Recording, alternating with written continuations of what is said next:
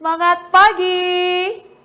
Ya, sebelum kita mulai dari Startup Pitching Day Next Dev tahun ke-10, ini adalah rules kita di hari ini, ada do and don'ts selama online pitching berlangsung. Yang pertama tentunya, Next Devers harus standby 5 menit sebelum presentasinya dimulai. Jadi tentukan atau pastikan Anda benar-benar tahu, Next Devers benar-benar tahu kapan waktunya. Dan harus standby nih 5 menit sebelum presentasi dimulai. Dan pastikan juga koneksi internetnya stabil dengan ruangan yang kondusif. Jadi termasuk suara-suara yang ada di sekitar. Ya, pastikan bahwa ruangannya kondusif, koneksi internet stabil, dan pastikan selalu gunakan virtual background yang sudah disediakan. Jadi ada waktu nih, sekarang boleh di-set. Lakukan pengaturan, gunakan virtual background yang disediakan. Dan selama presentasi atau menyampaikan pitch deck-nya, pastikan selalu menyalakan webcam. Saat presentasi, interaktif dan Q&A. Jadi nggak ada tuh ya yang off cam selama pitching day berlangsung. Selain itu, telepon genggam atau handphone juga dalam kondisi silent. Dan toilet break nanti tentu akan diberikan di pertengahan sesi. Jadi lakukan juga pencatatan terhadap feedback yang penting dan assessment dari judges. Karena ini tentunya akan bermanfaat nih Next Devers buat ke depannya. Selain itu, Next Devers juga diharapkan bisa aktif berpartisipasi dan bereaksi saat judges melakukan checkpoint. Nah sekarang untuk ngecek nih coba. Saya mau cek juga, Next Devers boleh komen, boleh sapa, tulis di room chatnya dari mana saja asalnya nih yang ikut dalam rangkaian pitching day hari ini. Sekali lagi coba yuk kita tes untuk aktif berpartisipasinya dengan menyapa di room chat. Boleh, coba kita lihat udah ada dari kota mana aja, dari provinsi mana saja. Dan boleh kalau mau colongan-colongan disebutin namanya. Nama startupnya juga boleh tulis di situ ya. Dan pastikan juga Next Devers ini membagikan keseruan dari Next Dev online pitching atau startup online pitching dari Next Dev tahun ke-10 ini di akun sosial medianya. Jangan lupa juga di tag dari akun Instagramnya Next Dev ya. Oke, ini adalah do and don'ts dari online pitching hari ini. Jadi pastikan semuanya bisa menaati aturan yang ada. Coba sambil nunggu apakah bisa dipahami atau tidak, boleh dong diketik lagi asalnya dari kota mana saja. Dan apa nih ya, nama startupnya boleh juga colongan diketik-ketik di situ. Dan sebentar lagi tentunya acara akan kita mulai. Pastikan Next Devers mengikuti dan mematuhi aturan yang berlaku.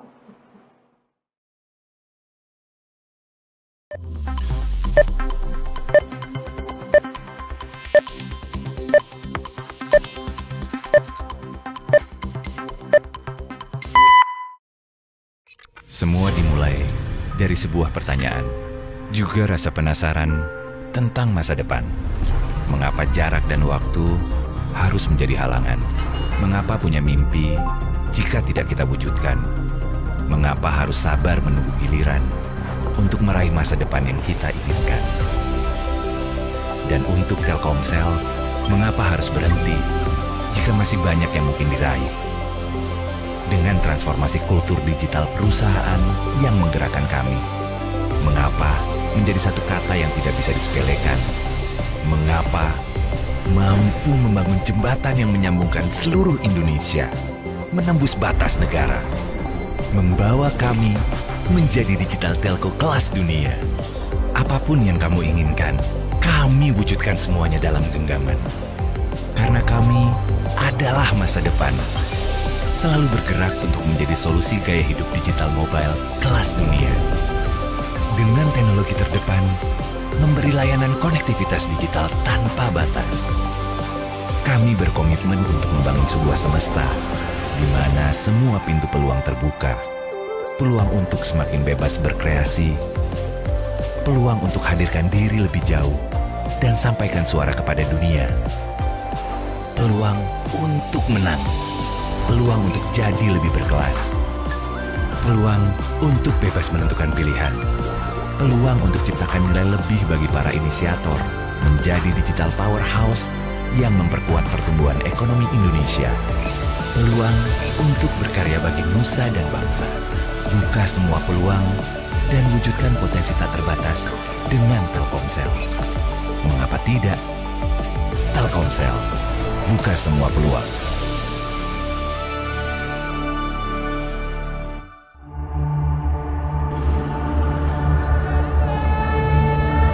Ini semangat Indonesia. Semangat pantang mundur.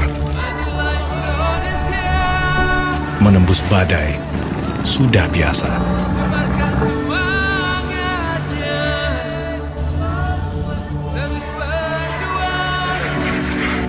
Asal berat sama dipikul, ringan sama dijinjing. Dan sambung menyambung menjadi satu. Itu semangat yang memacu Telkomsel untuk selalu berinovasi, membuka ruang, dan lebih peduli, dan membantu gerak roda ekonomi untuk kemajuan bangsa ini.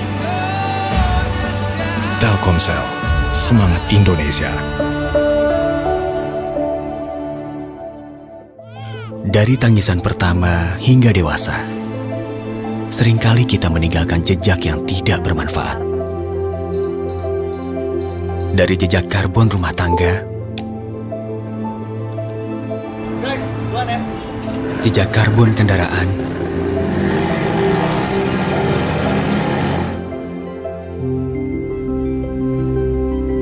hingga jejak limbah plastik. Kini, saatnya bertanya, jejak apa yang akan kita cipta? Langkahkan diri untuk lakukan kebaikan kecil, namun ciptakan dampak besar. Seperti Telkomsel Jaga Bumi yang hadir membawa misi, berkomitmen kurangi emisi karbon lewat aksi nyata dengan menukar Telkomsel Point menjadi pohon. Telkomsel, satu-satunya perusahaan telekomunikasi yang mengolah limbah plastik kemasan dan cangkang kartu perdana operator seluler.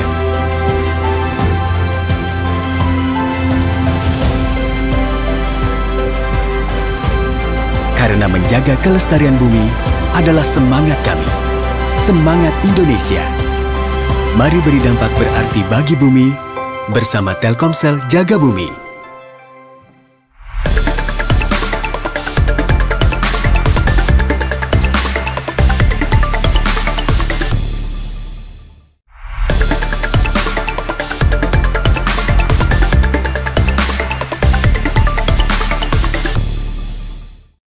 Semangat pagi, pagi, pagi, pagi.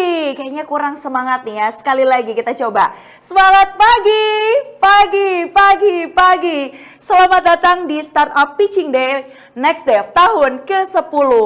Nah, kali ini bersama saya Mayfri Syari akan memandu acara hari ini. Dan dipastikan ya, semuanya Next Dever semangatnya harus seperti saat ini nih di pagi hari.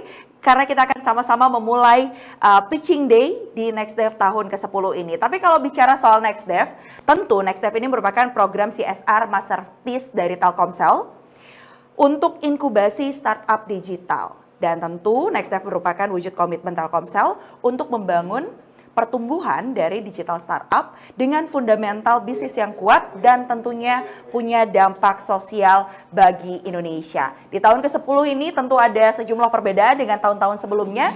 Kali ini kita punya 3 track.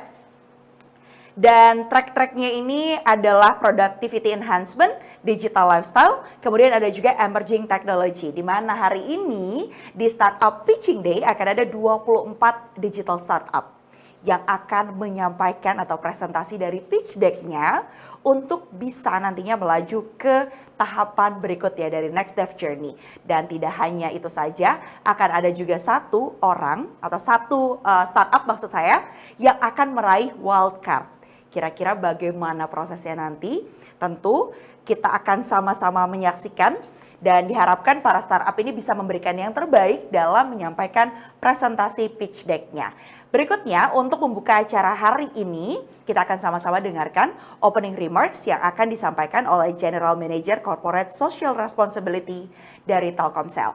Untuk itu, mari kita sambut Mas Andri P. Santoso.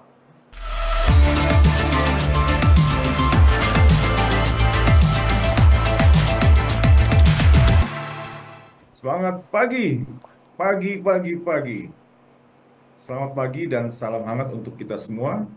Hari ini kami merasa sangat bangga untuk menyambut 24 startup terbaik yang telah berhasil melangkah sejauh ini dalam perjalanan tahun ke-10 NextDev. Dan kalian semua adalah perwakilan dari semangat inovasi dan ide-ide kreatif yang kami yakini mampu membawa perubahan besar di dalam ekosistem digital di Indonesia. Selagi lagi selamat atas pencapaian ini. Dan tahun ini kami berfokus pada 3 track utama, yaitu yang pertama adalah emerging technology, yang menyoroti inovasi teknologi mutakhir seperti AI, IoT, dan solusi berbasis data. Kedua adalah digital lifestyle, yang mengubah cara masyarakat berinteraksi, berkreasi, dan menikmati hiburan di era digital. Dan yang ketiga adalah productivity enhancement, yang menghadirkan solusi untuk meningkatkan efisiensi dan produktivitas bagi individu maupun pelaku bisnis. Dan setiap track ini memiliki tantangan dan peluang di dunia digital yang semakin berkembang. Kalian telah membuktikan bahwa ide dan solusi yang dihadirkan relevan dengan kebutuhan pasar dan memiliki potensi untuk menciptakan dampak nyata. Dan sesi pitching hari ini adalah langkah penting bagi kalian untuk menunjukkan nilai keunggulan startup kalian, dan gunakan kesempatan ini untuk meyakini bahwa juri tentang kesiapan kalian menghadapi tantangan bisnis, serta visi untuk mengembangkan solusi yang scalable dan berkelanjutan. Dan Telkomsel melalui program NextDev mempunyai komitmen untuk mendukung inovasi yang tidak hanya berorientasi pada bisnis, tetapi juga memberikan kontribusi positif bagi masyarakat. Apapun hasilnya hari ini, perjalanan kalian tidak berhenti di sini, jadi gunakan setiap pembelajaran untuk terus mengembangkan diri dan membawa startup kalian ke level berikutnya. Sekali lagi, selamat buat teman-teman sekalian, sukses selalu buat kalian semua, berikan yang terbaik dan tunjukkan bagaimana ide kalian dapat berkontribusi pada masa depan ekosistem digital di Indonesia. Selagi selamat dan semangat pagi. Pagi. Tadi sudah disampaikan remarks yang disampaikan oleh Mas Andri P. Santoso. Harapannya bisa makin semangat lagi nih. Karena tadi sudah dititipin pesan juga ya, harus memberikan yang terbaik. Harus bisa membuat startupnya benar-benar punya fundamental bisnis yang kuat. Tapi juga bisa impactful, berdampak bagi ekosistem digital yang ada di Indonesia. Baiklah, sekarang sebelum kita menuju ke acara berikutnya, coba saya mau tes dulu NextDevers. Boleh diketik dong, asalnya dari kota mana? Bisa diketik di chatroomnya, ditulis di sana, kita sama-sama interaksi ya. Pokoknya interaksi harus dijaga sampai akhir acara nanti, karena akan ada 24 digital startup yang akan menyampaikan pitch deck-nya, presentasi di hari ini. Nah, bicara soal NextDev tahun ke-10, tentunya perjalanan panjang juga sudah dilakukan. Mulai dari proses pertama, kemudian juga ada pendaftaran, hingga hari ini kita sudah sampai di pitching day. Kira-kira bagaimana proses yang sudah dilalui dan ke depannya akan seperti apa ya timeline-nya? Langsung saja kita akan persilakan. Ini dia yang akan disampaikan oleh CSR Education dan juga Community Development dari Telkomsel, yakni Mas Gading Al-Makfuri.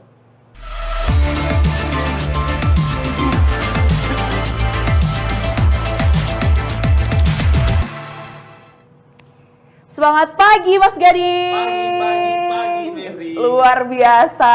Ini kita tadi udah sempat di-spill ya sama Mas Andri bagaimana kemudian perjalanannya. Tentu tidak berakhir di sini, tapi masih panjang ke depan.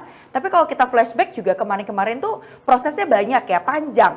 Kalau saya ingat sempat ada juga roadshow ya, Mas Gading yang dilakukan di sejumlah kota. Boleh dong diceritain apa sih yang kemudian terjadi sepanjang roadshow itu? Oke, Mevri, jadi benar banget perjalanan NextDev ini lumayan panjang dan tentunya harus tetap fun juga ya, kurang lebih mungkin sekitar 8 bulan. Nah, sebelum di tahap ini, kita tim NextDev sudah melakukan berbagai macam activity ya. Kita sedikit kilas balik ke belakang bahwa NextDev kita kick off kan di bulan Oktober ya. Di Bandung kalau nggak salah waktu itu bersama dengan Mevri juga dan juga Juno. Jadi kita roadshow untuk menginfokan kepada para komunitas startup di Bandung dan juga sekitarnya. Dan itu menjadi sebagai penanda kick off dan dibukanya pendaftaran dari NextDev. Jadi pada saat kick off di bulan Oktober itu, para komunitas startup yang ada di Indonesia itu sudah bisa mendaftarkan startupnya melalui website kita ya. Dan setelah Bandung, kita juga berkunjung ke kota berikutnya, yaitu di kota Makassar, menyapa komunitas startup di Makassar juga, dan antusiasmenya juga nggak kalah serunya dari Bandung ya. Ada ratusan startup dan juga para pegiat startup, baik mereka masih memiliki ideation ataupun juga sudah memiliki startup, mereka pada datang merespon positif NextDev. Kemudian dari Makassar kita ke Batam. Ini Batam jadi kota pertama dari sepanjang perjalanannya NextDev juga ya, yang kita kunjungi secara roadshow offline di sana. Dan mereka pada senang banget komunitas startupnya di sana untuk menjadi host program NextDev ini untuk yang kesekian kalinya, bukan kesekian kalinya, dari sekian lama belum pernah ada activity atau program seperti NextDev untuk hadir di kota Batam. Kemudian dari Batam kita ditutup roadshow-nya NextDev di Bali. Wah, gimana tuh kondisinya di Bali, Mas? Seru banget. Di Bali juga ada sekitar ratusan juga. Mereka sangat antusias sampai kuranglah seat yang kita sediakan, jadi banyak yang beberapa peserta yang berdiri juga, dan itu menunjukkan bahwa antusiasme dari NextDev itu sangat luar biasa ya. Dan ini juga ditunjukkan dengan angka bahwa setelah kita rekap dari keseluruhan pendaftar, ada peningkatan gitu dari tahun sebelumnya, yaitu 254 startup startup itu mendaftar di NextDev, dan memang masih didominasi di area Jabodetabek Jabar ya, sekitar kurang lebih mungkin 40%-nya ya ini ya. Dan disusul di area 3 di Jawa, Bali dan juga Nusa Tenggara. Kemudian area 1 Sumatera ada 28 startup yang mendaftar, dan area 4 di Papua, Maluku, Sulawesi dan juga Kalimantan ada 26 startup. Tapi angka ini tentunya tidak menjadi dasar bahwa pemenangnya, meskipun yang terbanyak itu ada di area Jabodetabek Jabar, belum tentu nanti pemenangnya juga dari area itu gitu ya. Jadi nantinya sama-sama mendapatkan intensif workshop, intensif kelas, kemudian saling berkolaborasi, connect dengan digital ekosistem Telkomsel maupun juga di luar ekosistem Telkomsel, sehingga nanti akan diuji lagi di tahap berikutnya. Nah, kalau kita ngomongin timeline-nya NextDev sendiri, tadi juga aku sudah sampaikan gitu ya, sekitar 8 bulan ya, dimulai dari bulan Oktober, kemudian nantinya akan diakhiri puncak NextDev Summit-nya itu ada di bulan Mei kurang lebih. Jadi bulan Oktober activity kita tadi sudah disampaikan bahwa ada kick off di Bandung secara offline, kemudian roadshow sampai dengan Desember, sampai dengan November kalau nggak salah. Kemudian kita akan recap, dan sampailah pada titik ini kita mendapatkan 24 startup terbaik hasil kurasi dan hasil roadshow kita di 4 kota tadi.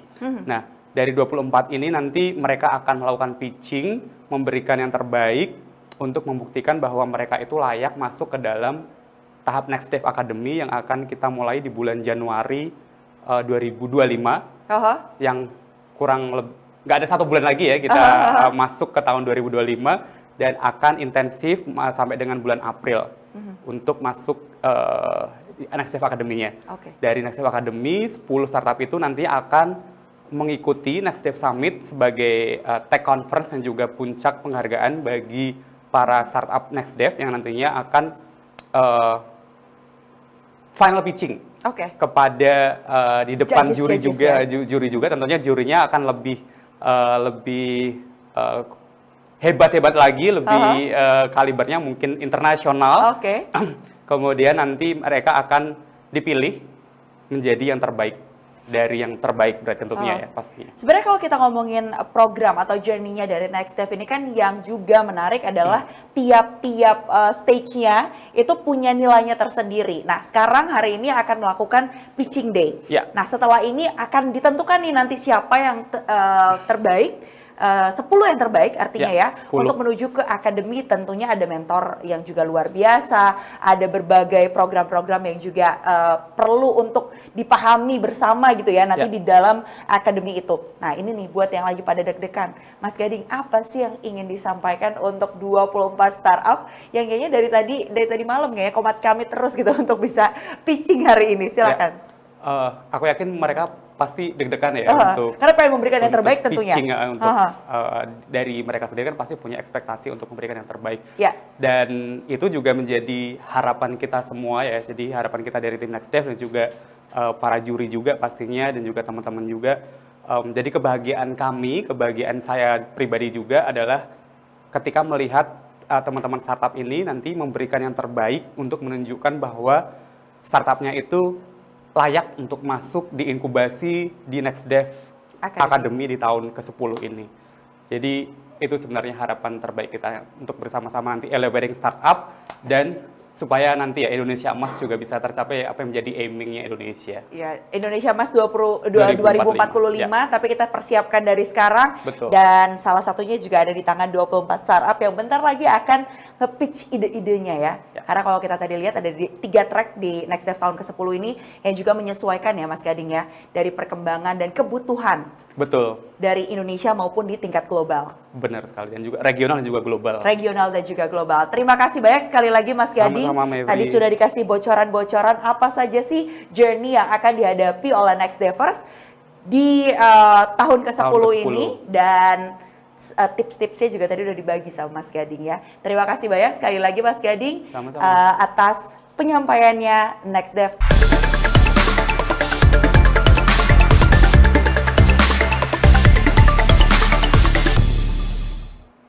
Semangat pagi. Ya, kembali lagi di Startup Pitching Day di Next Dev tahun ke-10, di mana kalau tadi sudah ada masing-masing 8 startups dari 2 track berbeda yang sudah presentasi di hadapan Dewan Juri. Kali ini kesempatan bagi startups yang ada dalam track digital lifestyle yang akan presentasi di hadapan Dewan Juri. Dan tentunya saya akan perkenalkan kembali Dewan Juri kita, judges kita pada hari ini. Yang pertama ada Mas Hadi Sucipto yang merupakan Manager CSR Education and Public Community Development dari Telkomsel. Yang kedua ada Mas Edmund Karoli yang merupakan SVP Investment BNI Ventures. Dan juga ada Mas Evanko Andreas, Head of Investment Telkomsel Ventures.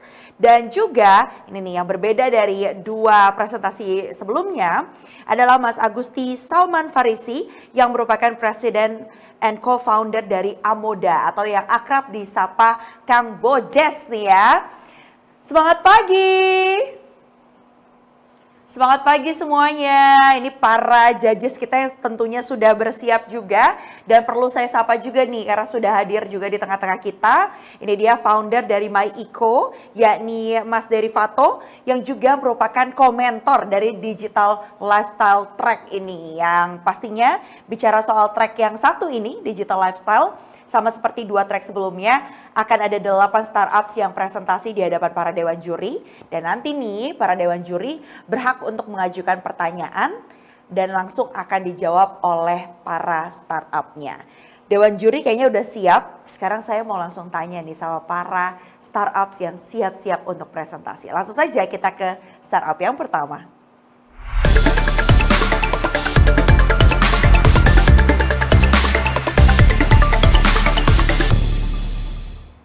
Dari track Digital Lifestyle sudah ada cara baru difotoin alias difotoin.id yang akan presentasi.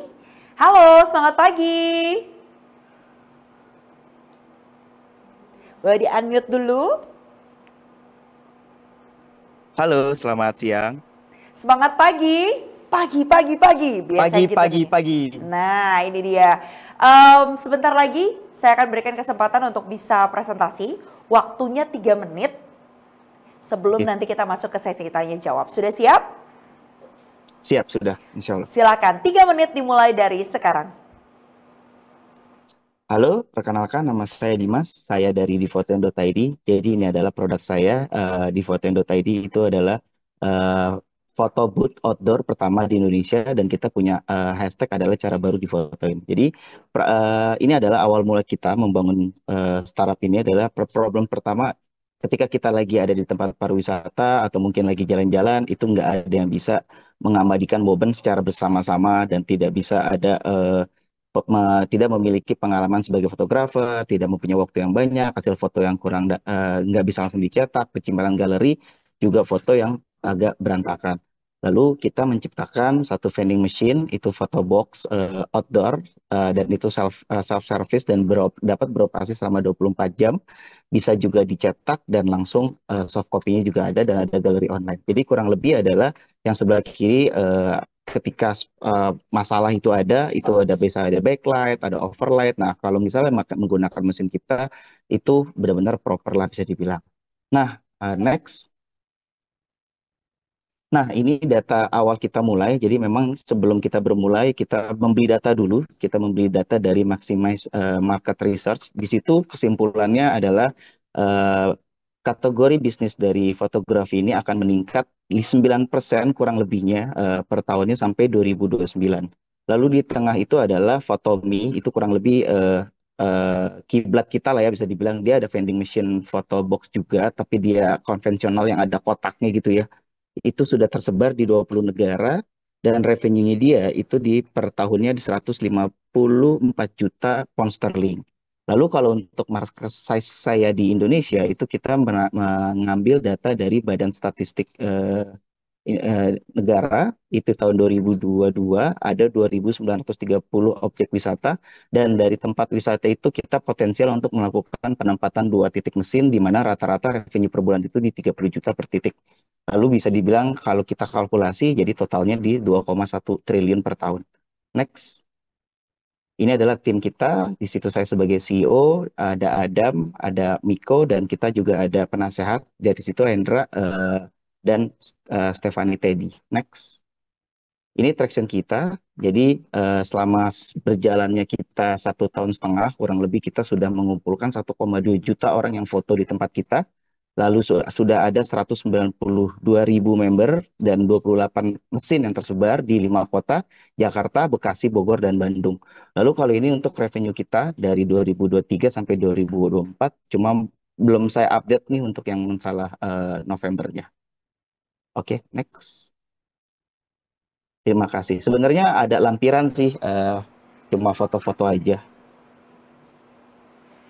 Next. Ya. Waktunya habis. Terima kasih banyak Mas Dimas dari difotoin.id yang sudah presentasi. Sekarang langsung saja kita akan bergabung bersama dengan para judges. Saya persilakan yang pertama mungkin Kang Bojes dulu untuk bisa bertanya kepada difotoin.id.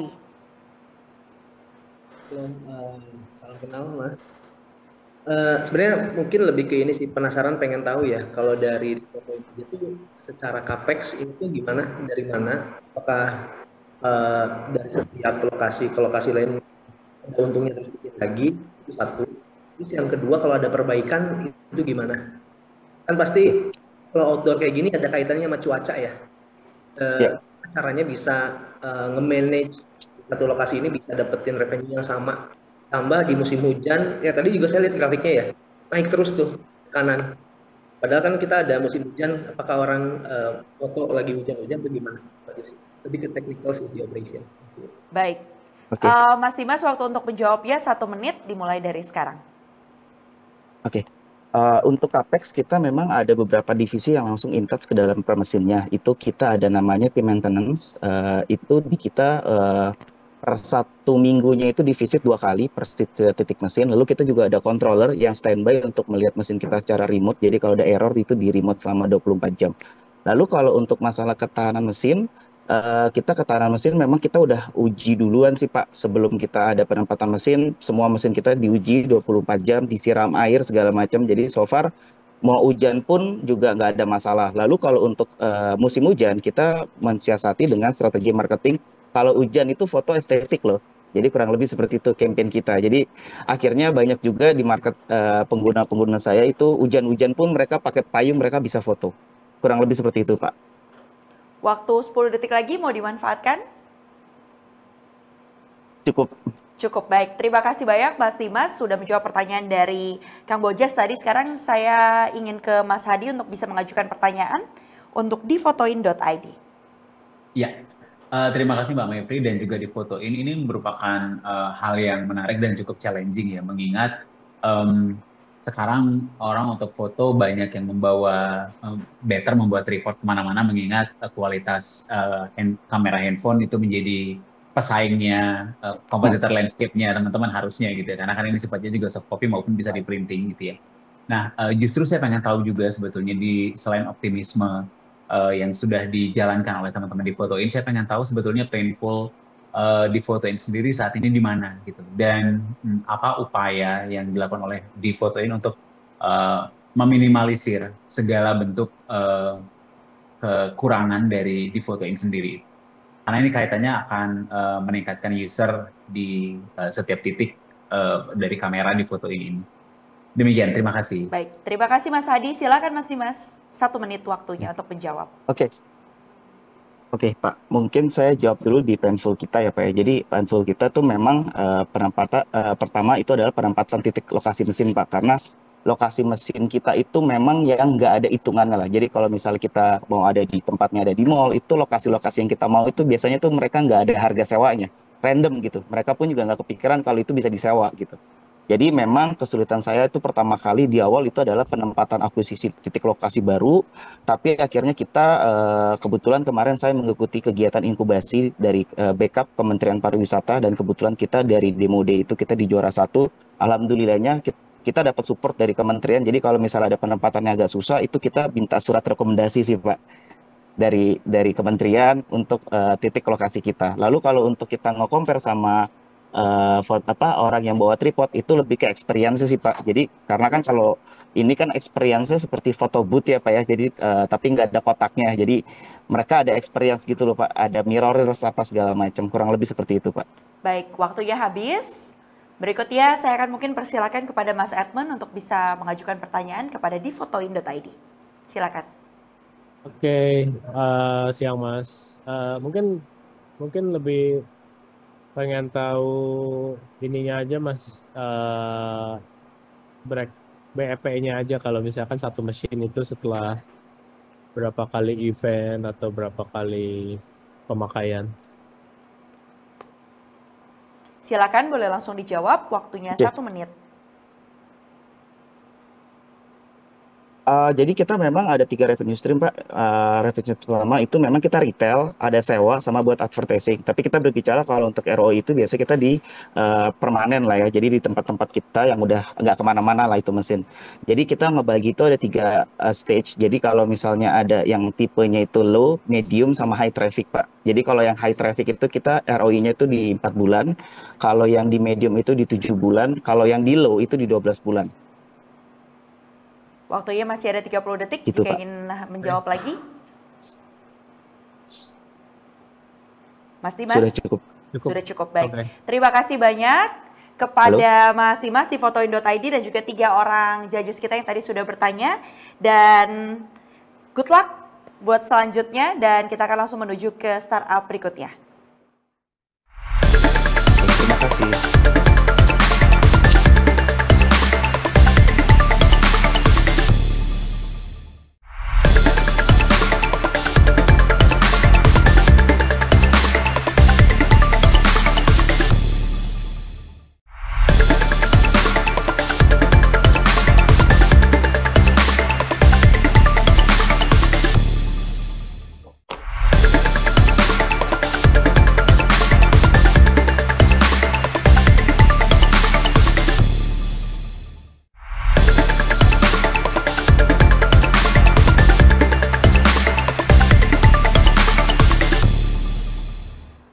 Masih dari track Digital Lifestyle, tapi kali ini kita sudah bersama dengan Mas Awan, Kasbon ya, yang sebentar lagi akan presentasi. Waktunya 3 menit, bisa dipahami ya Mas Awan? Sudah siap? Silakan, 3 menit dimulai dari sekarang. Oke, perkenalkan, nama saya Kurniawan, saya founder dari PT Sinergi Cakra Sinatria. Background saya programmer di sebuah bank internasional selama 14 tahun, khususnya di divisi internet banking sebelum saya mendirikan perusahaan ini. Halo, business owner, pasti karyawan Anda pernah terkena jebakan pinjol yang mengakibatkan rusaknya hubungan kerja, bahkan keluarga. Kami hadir melalui e-Kasbon, yaitu dana talangan karyawan yang dapat diakses mudah, cepat, dijamin 100% pasti approve. Dapat diakses 24 jam dengan sekali klik dana langsung tertransfer. Next. Berangkat dari social problem, yaitu pinjaman online, apalagi yang ilegal, mengakibatkan banyak masalah. Mulai pinjaman yang membengkak berkali lipat, ditagih secara brutal, kontak phone pun tersebar, sampai mungkin ada yang bunuh diri. Setiap karyawan yang kena pinjol dipastikan performa kinerjanya menurun, hubungan sesama teman terganggu, bahkan berbuat curang, sampai yang paling akhir dikeluarkan atau keluar sendiri. Namun ini bukanlah sebuah solusi terbaik, karena ketika karyawan keluar atau dikeluarkan, perusahaan tetap memiliki kewajiban untuk penggantinya. Artinya membutuhkan biaya tambahan dan waktu untuk akuisisi karyawan baru. Nah, bisa jadi berulang, begitu siklusnya. Selain itu, perusahaan tidak memiliki alokasi dana untuk talangan pinjaman karyawan. Nah, uniknya e-Kasbon ini bukanlah pinjaman. Next, e-Kasbon ini bukanlah pinjaman atau P2P, namun cash advance yang diperhitungkan dari gaji karyawan itu sendiri. Jumlah penarikannya disesuaikan pro rate dari gaji mereka yang umumnya UMR. Analoginya, ketika gaji dia 5 juta, kerja 20 hari, jadi di rata-rata 250 ribu per hari. Kemudian kita cap di 30%-nya di angka 50 ribu sebagai mitigasi resiko. Artinya ketika tanggal 5 mengajukan kasbon, maka hanya bisa 250 ribu. Jika di tanggal 10, maka 500 ribu. Sehingga misalkan di tanggal 11 terjadi layoff, maka karyawan masih punya hak atas jumlah hari mereka. Nah, disinilah NPL Kasbon 0%. Next. Jadi, sebenarnya e-Kasbon ini merupakan fitur yang ada di modul Human Resource Management System milik kita. Sehingga syarat utama saat ini, klien yang ingin membuka fitur e-Kasbon harus berlangganan HRMS lebih dahulu. SaaS dari HRMS ini juga merupakan salah satu revenue stream. Selain dari fee per transaksi e-Kasbon, juga dari MDR transaksi PPOB, dan juga fee-based income dari nilai transfer rekening VA dari e-wallet yang dimiliki oleh setiap karyawan. Next. Berikut kami tampilkan salah satu contoh transaksi klien kami, sebutlah inisialnya Transjakarta. Rata-rata dari setiap klien kami, 45% mengakses e-Kasbon dengan pegawai yang bergantian. Dapat dilihat berdasarkan data. Mereka yang masuk blue collar employee ini mengajukan e-Kasbon sekitar 150, 200, 300, kurang dari 500 ribu. Namun dalam sebulan mereka bisa 2-3 kali pengajuan kasbon selama tidak melebihi cap gaji. Maka hal tersebut masih bisa dilakukan. Secara habit, di atas tanggal 12 mulai mengajukan dana talangan. Next. Baik, waktunya habis Mas Awan. Oke. Ya, waktunya habis. Sekarang kesempatan para judges untuk bisa bertanya langsung kepada Mas Awan dari e-Kasbon. Saya akan persilakan terlebih dahulu Mas Evanko. Oke, makasih Mbak. Mas Awan, paling penasaran aja sih sebenarnya. Mungkin ada beberapa pertanyaan di kepala saya. Yang pertama mungkin lebih ke source of fund-nya gitu. Jadi per sekarang tuh source of fund-nya gimana sih? Dan dari mana? Apakah dari balance sheet sendiri, atau pada partnership sama bank, atau apa, dan cost of capital-nya gimana? Gitu. Dua, gimana cara meyakinkan, mungkin kan kliennya B2B nih pasti, corporate dan sebagainya gitu kan, atau small medium enterprises lah gitu. Gimana cara meyakinkan mereka untuk on board lah earn-wise access dari Mas Awan gitu ya, untuk integrate ke sistemnya mereka dan mereka mau pakai gitu. Soalnya yang membedakan tuh apa dari yang itu sih Mas Awan. Thank you. Baik. Terima kasih banyak Mas Evanko. Saya persilakan Mas Awan untuk menjawab 2 pertanyaan yang tadi diajukan dalam waktu 1 menit. Silakan. Oke. Sumber dana kami sementara saat ini dari kita sendiri, kami hanya mampu di 2.000 transaksi dalam sebulan. Terus kemudian kami belum membuka investor lain untuk bisa masuk. Namun sumber dana yang kedua ini bisa dari perusahaan itu sendiri, di mana nanti ada sharing profit dari dana transaksi per transaksinya. Untuk meyakinkan, sebenarnya kami punya modul lain, di mana e-Kasbon ini sebenarnya hanya fitur yang ada di Human Resource Management System, di mana kami mulai dari recruitment, employee management, attendance system, payroll, KPI, dan lain-lain itu sudah ada di situ. Jadi e-Kasbon ini sebenarnya bisa dibuka, bisa ditutup, tergantung dari kebutuhan klien itu sendiri. Gitu, Pak. Baik. Waktunya masih ada 8 detik. Sudah dirasa cukup? Ya, terima kasih banyak Mas Awan atas jawabannya. Terima kasih pula kepada Mas Evanko. Sekarang saya akan persilakan kepada Mas Hadi jika ada pertanyaan kepada Ikasbon. Ya, terima kasih Mbak Mevri. Ikasbon ini menarik ya menurut saya. Yang ingin saya tanyakan pertama adalah jika perusahaan tidak ingin berhubungan HRM-nya dari aplikasi human resource dari teman-teman, apakah ini bisa diakomodir mengingat mungkin dalam skala tertentu perusahaan sudah memiliki HR system sendiri saat ini existing, satu. Kemudian yang kedua, apakah possible gitu jika di customize perusahaan tersebut tidak ingin sharing dengan Ikasbon terhadap pinjaman yang diberikan kepada karyawan, karena saya merasa bahwa ada faktor etika.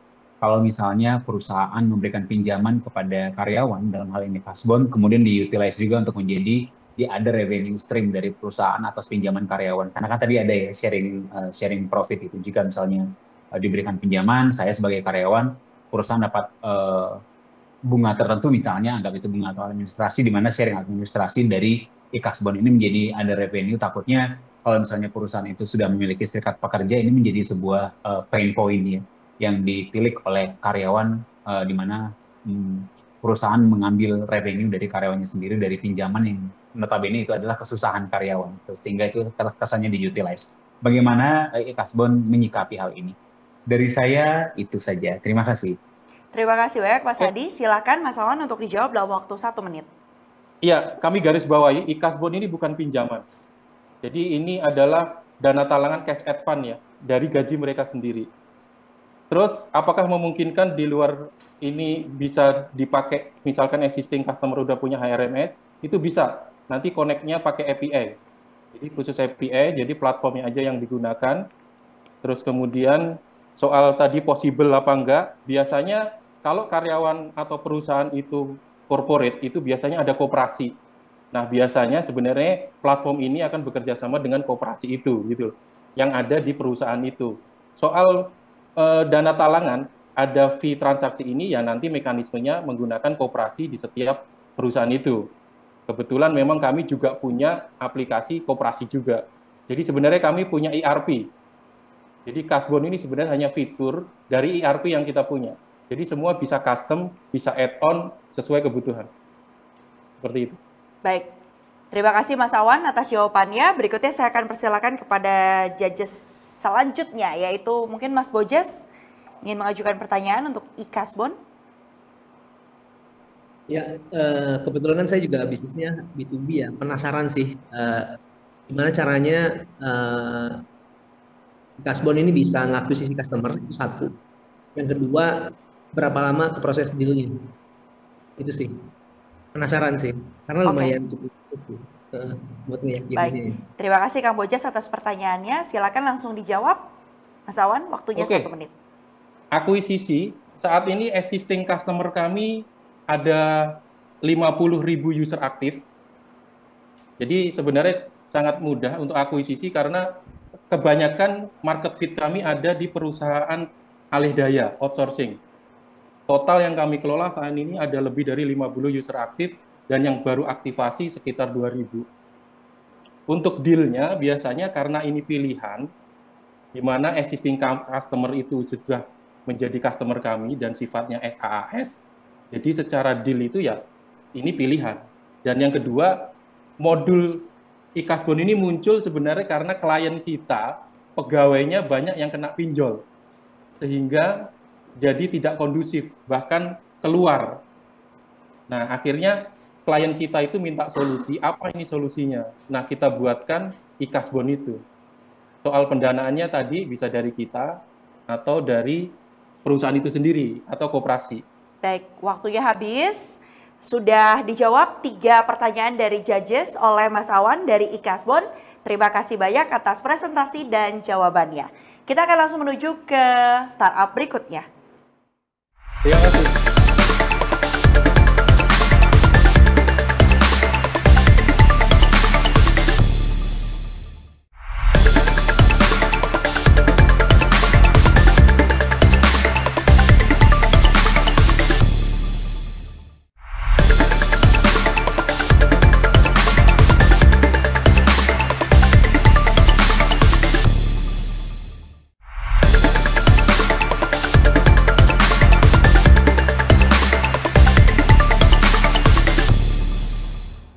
Ya, kali ini sudah ada Mas Rahmat Farurozi dari Skill Up Kids yang juga merupakan startup dari Track Digital Lifestyle. Sudah siap untuk presentasi selama 3 menit? Siap.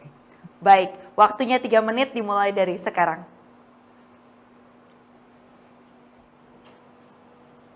Baik, selamat sore. Kenalkan saya Rahmat, CEO sekaligus founder dari Skill Up Kids. Merupakan sebuah platform pendidikan edukasi anak. Next. Ya, Skill Up Kids merupakan platform pendidikan anak ya untuk membantu orang tua memaksimalkan potensi anaknya. Tentunya berbasis AI dan Big Data. Visi utama Skill Up Kids adalah sebuah Big Data anak Indonesia, di mana di sana terdapat kami mencatat talent, interest dari anak-anak Indonesia, dan kami memberikan juga daily activity guide, child development tracker, jadi orang tua bisa men-track perkembangan anaknya, dan tentunya yang utama dari itu semua adalah kami menyediakan berbagai macam aktivitas pilihan yang dapat diikuti oleh anak-anak di Indonesia. Gitu. Kami mempunyai jurnal. Next. Nah, mengapa kami membuat Skill Up Kids ini?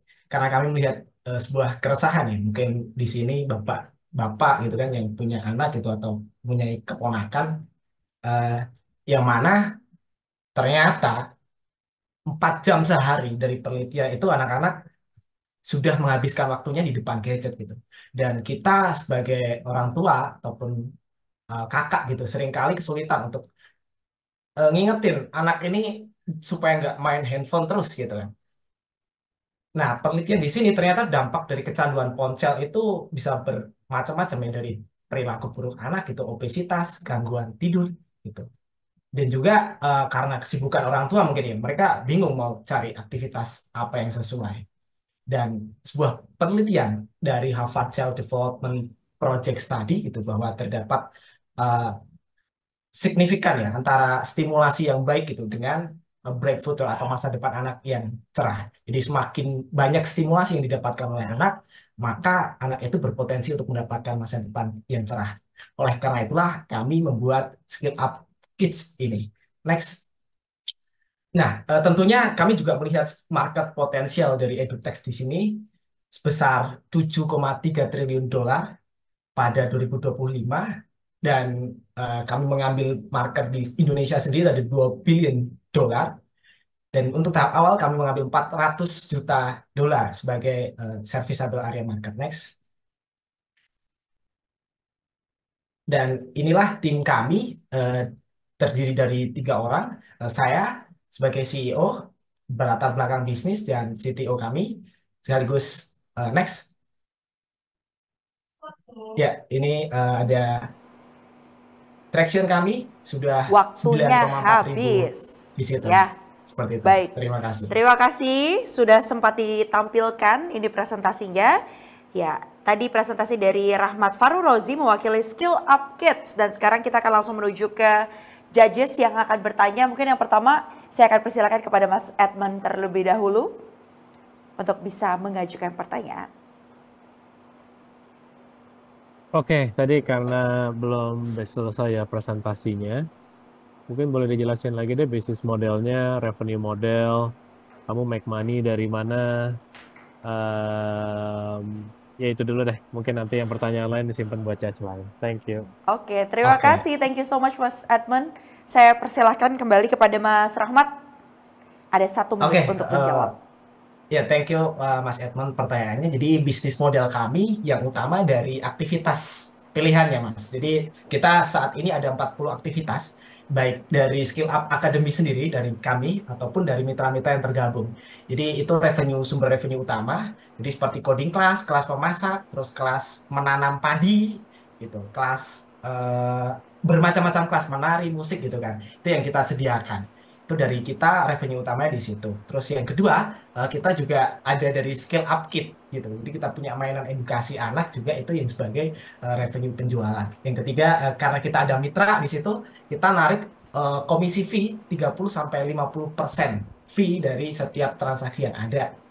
Itu dari revenue yang sudah saat ini. Dan untuk pengembangannya, karena di situ ada tracker development gitu, maka next ada subscription bulanannya Mas, dan ataupun subscription tahunnya untuk bisa menikmati fitur-fitur tracker seperti itu.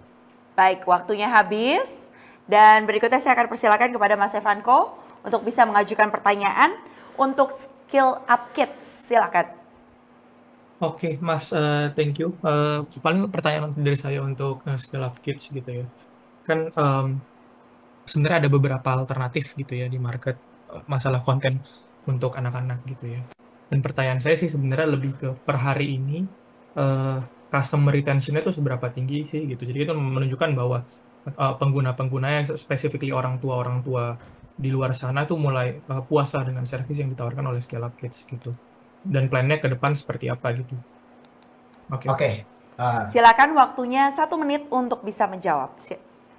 Thank you Mas Evanko. Jadi pertanyaan menarik sekali ya, retention-nya ya. Jadi dari overall dari 8.9 ya per 10 itu mereka balik ke Skill Up Kids Mas, karena emang base-nya kami di Jogja dan salah satu keunggulan kami itu offline Mas. Jadi dengan offline ini kita bisa lebih dekat dengan anak-anak ataupun dengan orang tuanya gitu. Dan dari situ customer journey para orang tua itu bisa sekaligus konsultasi gitu.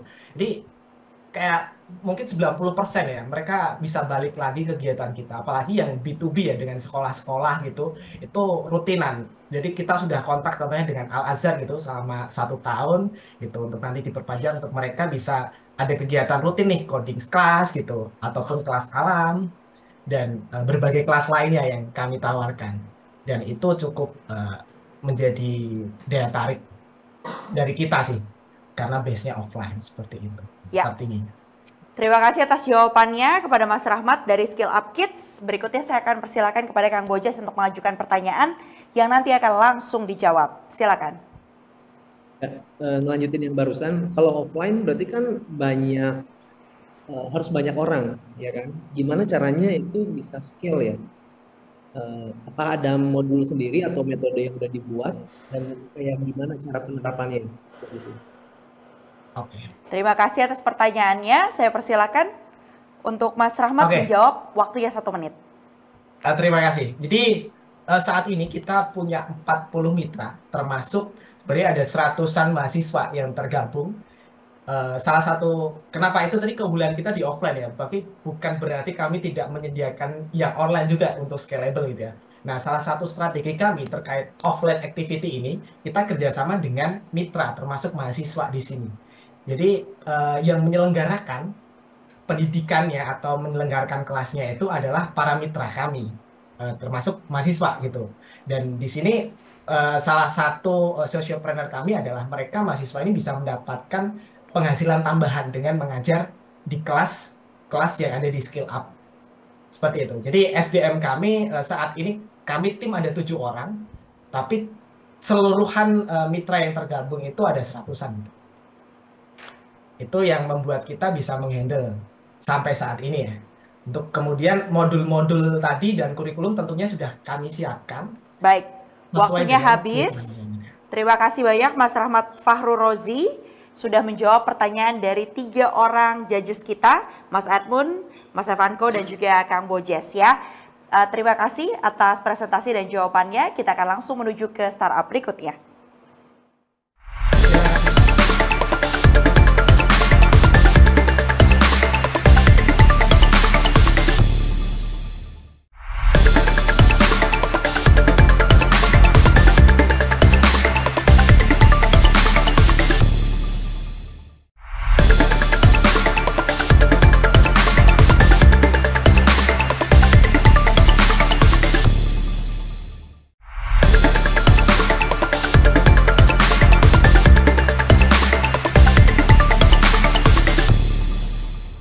Masih dari track Digital Lifestyle, kali ini sudah ada handbook bersama dengan Mas Hendika yang siap-siap untuk presentasi di hadapan para judges. Sudah siap? Waktunya 3 menit?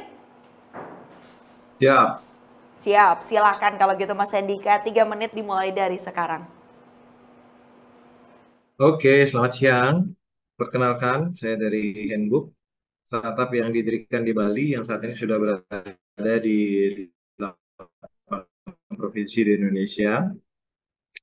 Handbook merupakan ekosistem buku digital di Indonesia. Next.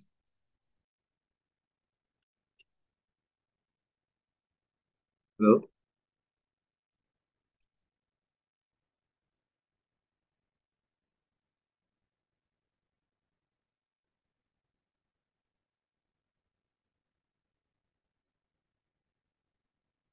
Bisa melanjutkan presentasinya. Problem yang kami ambil di sini adalah dampak ekonomi bagi penulis buku yang rendah. Di mana modal yang diperlukan untuk penulis buku sekitar 30 juta untuk mencetak buku, lalu pemasaran yang sulit, dan royaltinya pun kecil setelah laku bukunya. Kami menciptakan platform di mana ada supply yaitu author dan publisher, dan demand-nya adalah reader dan digital library. Di mana di tengah-tengah kami fasilitasi affiliators untuk mendapatkan royalti jika membantu menjualkan buku. Perbedaan kami dari kompetitor adalah kami memberikan royalti yang besar, lalu ada bantuan affiliators, dan otomatis pembagian royalti secara transparan. Next. Ini adalah capture market di Indonesia tentang buku. Ada 100.000 buku lebih per tahun diterbitkan oleh 10.000 penerbit, dan ada 332.700 lebih dosen, yang mana notabene mahasiswa membeli buku dosen, dan 390.000 lebih sekolah yang kira-kira bisa menggunakan digital library dari Handbook. Dan menurut Statista ada 39 juta US dollar penjualan e-book di Indonesia. Perusahaan kami telah melewati product market fit di mana author merasakan benefitnya karena tanpa perlu mengeluarkan modal. Lalu dirasakan juga pemasarannya lebih mudah, dan author juga menganggap bahwa mereka memiliki tabungan aset karena setiap tahunnya memiliki buku-buku yang bisa semakin banyak terjual. Untuk digital library, produk market fit-nya karena sekolah bisa menghemat anggaran. Next. Perkenalkan, saya Hendika. Saya berada di organisasi HIPMI, DCI, Backcraft, dan Akademisi Bisnis Digital Indonesia. Jabatan saya saat ini adalah CEO Handbook dan Asisten Profesor di Institut Bisnis dan Teknologi Indonesia. Saat ini saya dibantu oleh 3 eksekutif dan 8 staf. Next. Pada tahun ini, Handbook memiliki reader sekitar 137.000, author 1.000, publisher 300-an, marketer 186, dan digital library yang sudah terinstall sebanyak 513 di 8 provinsi. Ada 9.000 buku yang sudah terbit dan 75.000 buku yang terjual, dan omset kami di 2022 kurang lebih sekitar 1,8 M, dan omset di 2023 itu 3,1 M. Demikian presentasi dari kami. Mohon masukan ataupun jika ada pertanyaan bisa kami terima dengan senang hati. Terima kasih. Ya, waktunya habis, Mas Hendika. Terima kasih banyak dari Handbook. Sudah presentasi, sekarang Dewan Juri sudah di samping kita semua. Ini sudah ada judges-nya. Yang pertama mungkin kepada Mas Hadi dulu. Silakan untuk bertanya, Mas. Oke, terima kasih Mbak Mayfri. Saya tertarik karena tadi memang bicara bahwa Handbook ini sudah menjual ratusan ribu buku ya, lebih di atas 100.000 buku. Saya ingin tahu sebetulnya kalau memang revenue stream-nya mengandalkan juga dari penjualan buku, sharing fee terhadap author itu berapa, dan kemudian main revenue stream-nya akan dari mana? Karena pasti ini akan menjadi generator untuk startup-nya tetap berjalan. Kemudian dari sisi apa namanya ya, untuk campaign terhadap pembaca, mengingat berarti kan yang masuk dalam circle autornya Handbook ini juga kan harus nge-reach para autor yang harapannya bisa menjadi prominent gitu. Seperti apa Handbook mendorong autor yang mungkin masih pemula agar menjadi lebih prominent, dan mungkin seperti apa langkah-langkahnya agar Handbook menjadi top of mind untuk orang menjadi referensi sebuah buku baru mungkin. Terima kasih dari saya itu. Baik, terima kasih Mas Hadi. Silakan Mas Hendika untuk bisa menjawab. Waktunya 1 menit.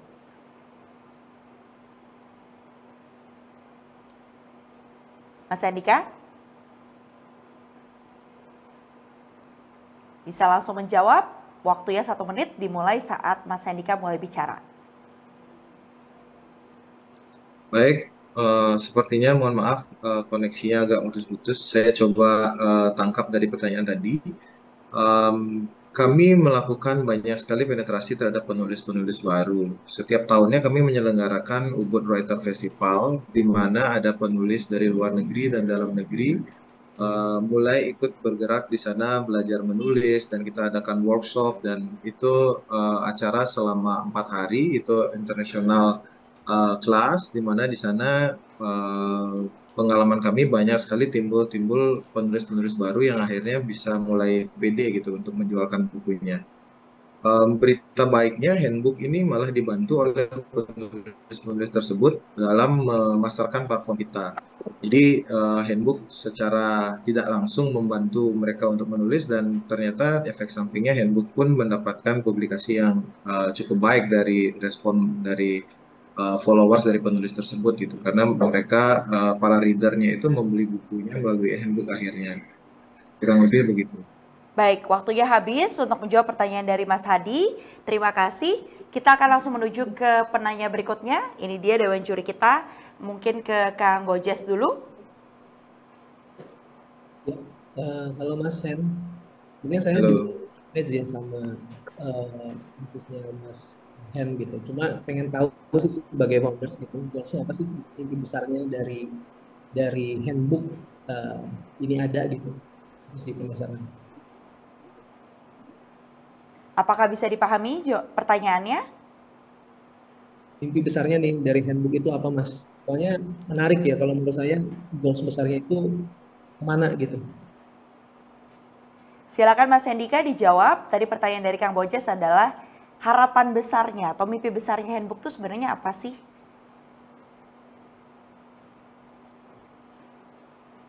Nanti waktunya 1 menit dimulai sejak Mas Hendika bicara. Oke, silakan.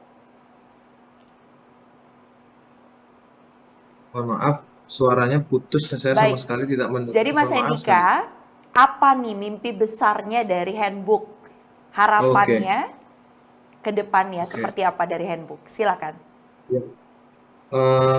Ada 2. Yang pertama adalah proyek idealis dan yang satu proyek komersil. Karena ternyata idealis saja tidak cukup untuk bisa membuat perusahaan ini terus bernafas.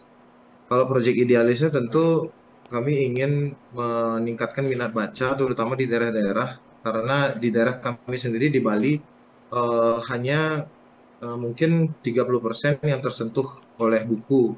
Sisanya itu sama sekali tidak tersentuh oleh buku. Apalagi di Indonesia sangat banyak daerah-daerah yang masih belum bisa mengakses buku dengan baik. Lalu untuk proyek komersilnya tentu kami menginginkan penulis-penulis besar yang menjual bukunya sehingga kami bisa mendapatkan royalti yang besar, termasuk dengan perpustakaan digital sebagai salah satu revenue terbesar kita akan lebih banyak lagi supaya target kita bisa di 500 kota. Saat ini baru cuma di 8 provinsi. Demikian. Waktunya habis. Terima kasih banyak Mas Hendika menjawab pertanyaan yang disampaikan tadi dari Mas Bojes. Kita berikutnya ke dewan juri selanjutnya yaitu Mas Edmund. Silakan.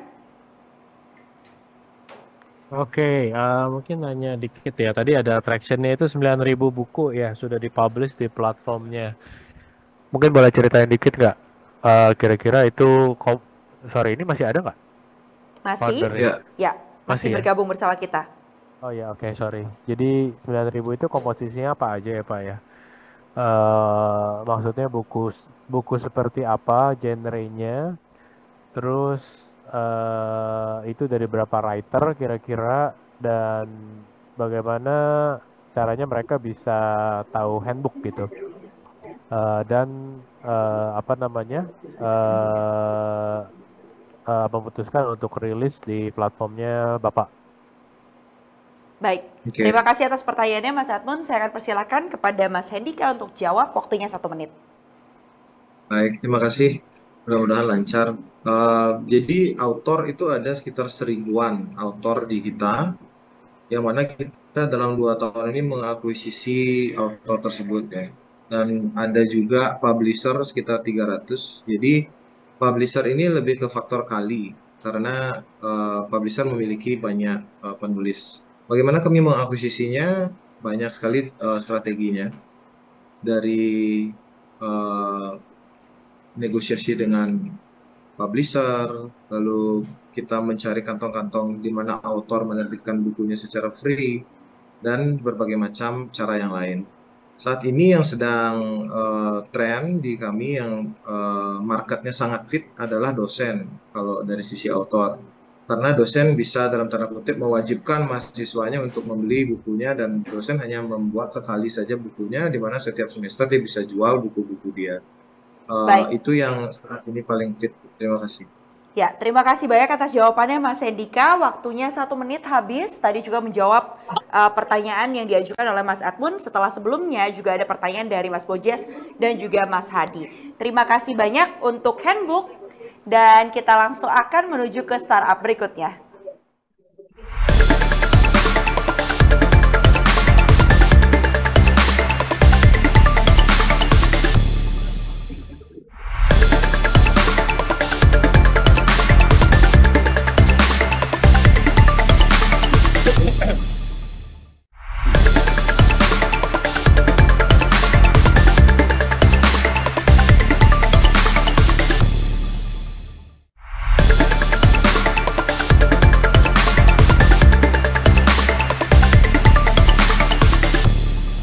Masih dari Digital Lifestyle Track dan kali ini sudah bersama dengan Mas Bagus Nugroho yang akan presentasi soal Bunda. Waktunya 3 menit Mas, aman? Sudah bisa didengar suara saya? Luar biasa. Sebelumnya ini saya pakai HP karena notebooknya trouble di video. Baik, tidak apa, yang penting nanti bisa presentasi dengan lancar ya. Saya akan persilakan kepada Mas Bagus Nugroho untuk memulai presentasinya. Baik, selamat sore. Saya Bagus Nugroho selaku founder dan CEO Bunda. Saya sependapat kenapa ada jokes bahwa wanita itu selalu benar, khususnya adalah ibu-ibu. Next. Karena pada kenyataannya banyak ibu-ibu yang lebih khawatir dibanding bapak-bapak saat harus meninggalkan anak karena harus bekerja. Sesuai data BPS, terdapat 1,29 juta balita tidak mendapatkan pengasuhan yang layak efek dari ibu bekerja. Layaknya kasih sayang ibu sepanjang masa, Bunda hadir membantu orang tua dalam mengasuh anak melalui layanan pertamanya, yaitu mengagregasikan daycare di setiap kota melalui fitur review, pencarian, dan integrasi pemesanan pembayaran, serta digitalisasi laporan. Bunda saat ini juga sedang bertransformasi menjadi aplikasi super parenting dengan menambahkan layanan pemesanan event, playground, baby spa, dan lain-lain. Hal ini yang akan membedakan Bunda dengan produk lainnya. Secara dampak, kami ada bagi pelaku bisnis, masyarakat, stakeholder, dan pemerintah seperti yang tertera pada slide. Kami juga mendukung untuk SDG di poin 4, 5, 8, dan 11. Next.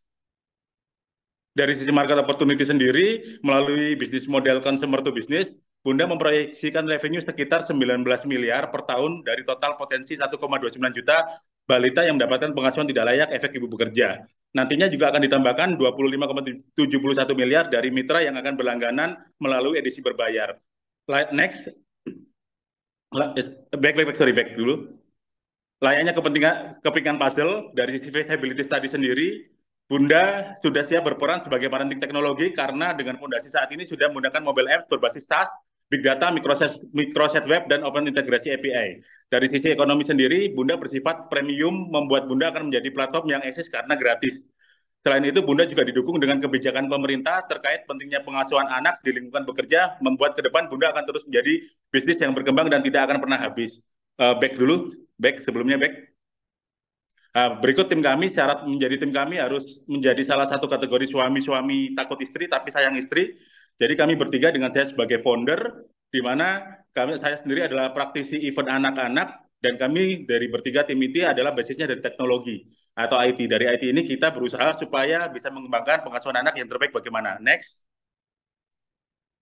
Dari sisi bisnis performance sendiri dan traction, sesuai yang tertera pada slide, secara income kita growth 79,38% dan secara profit growth 91,29%, walau saat ini kami masih cenderung beroperasi di Mojokerto dan Malang secara bootstrap.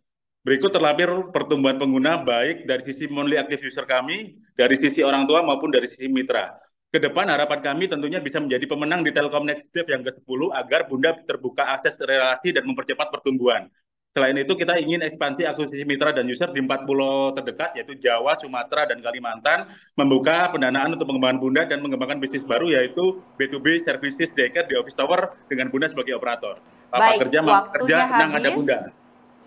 Baik, terima kasih banyak Mas Bagus Nugroho yang masuk dalam katanya suami-suami takut istri tapi sayang istri ya. Nah ini kita akan langsung masuk ke sesi tanya jawab yang akan disampaikan oleh para dewan juri atau judges. Kita akan pertama mungkin ke Mas Hadi dulu untuk bisa mengajukan pertanyaan kepada Bunda. Iya. Terima kasih Bunda yang menyatakan mungkin kita ikatan suami takut istri tapi sayang istri. Itu curhatan, Mbak. Oke, yang ingin saya ketahui adalah tadi banyak rencana jangka pendek dan jangka panjang yang ingin teman-teman lakukan. Yang ingin saya pastikan adalah terhadap isu mungkin daycare dan sebagainya yang mungkin akan terintegrasi di platform ini, seperti apa teman-teman memitigasi seleksi daycare yang akan join di Bunda, itu yang pertama.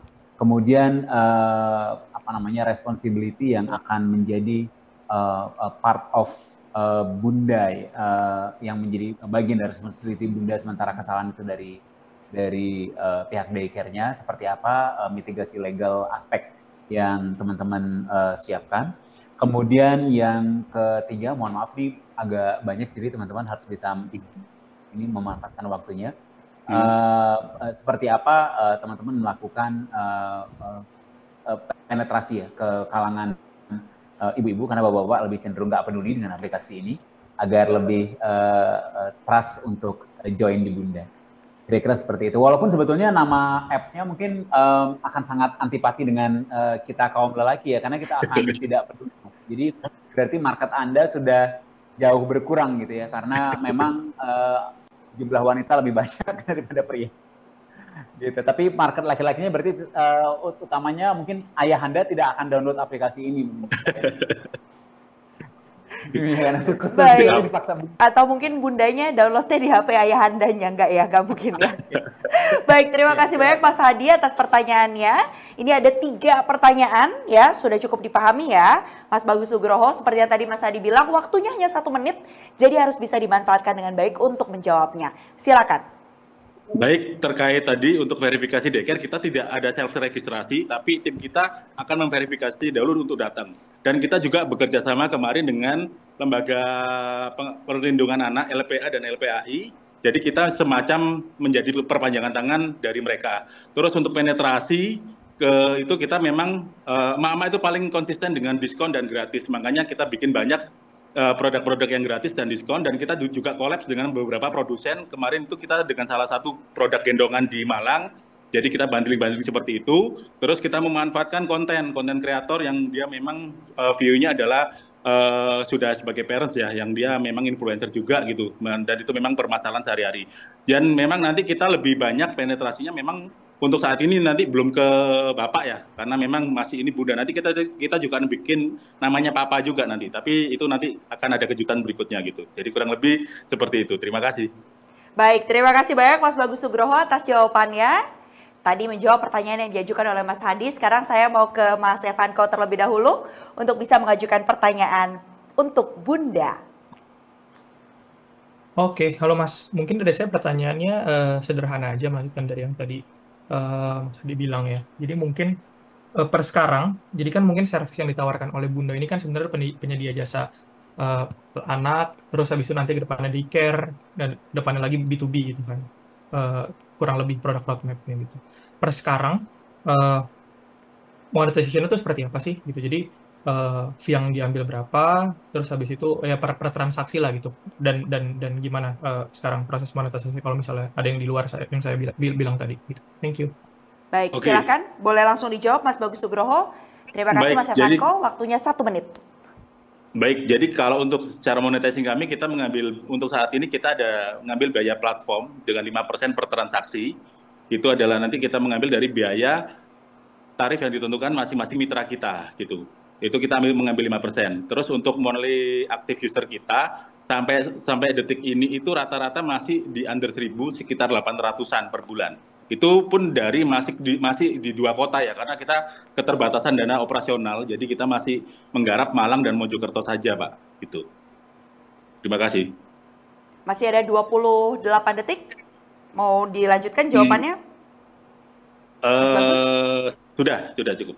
Baik, sudah cukup. Terima kasih banyak Mas Bagus Nugroho menjawab pertanyaan yang disampaikan oleh Mas Evanko. Semoga sudah terjawab. Berikutnya saya akan menuju ke Dewan Juri kita, yaitu Mas Edmund.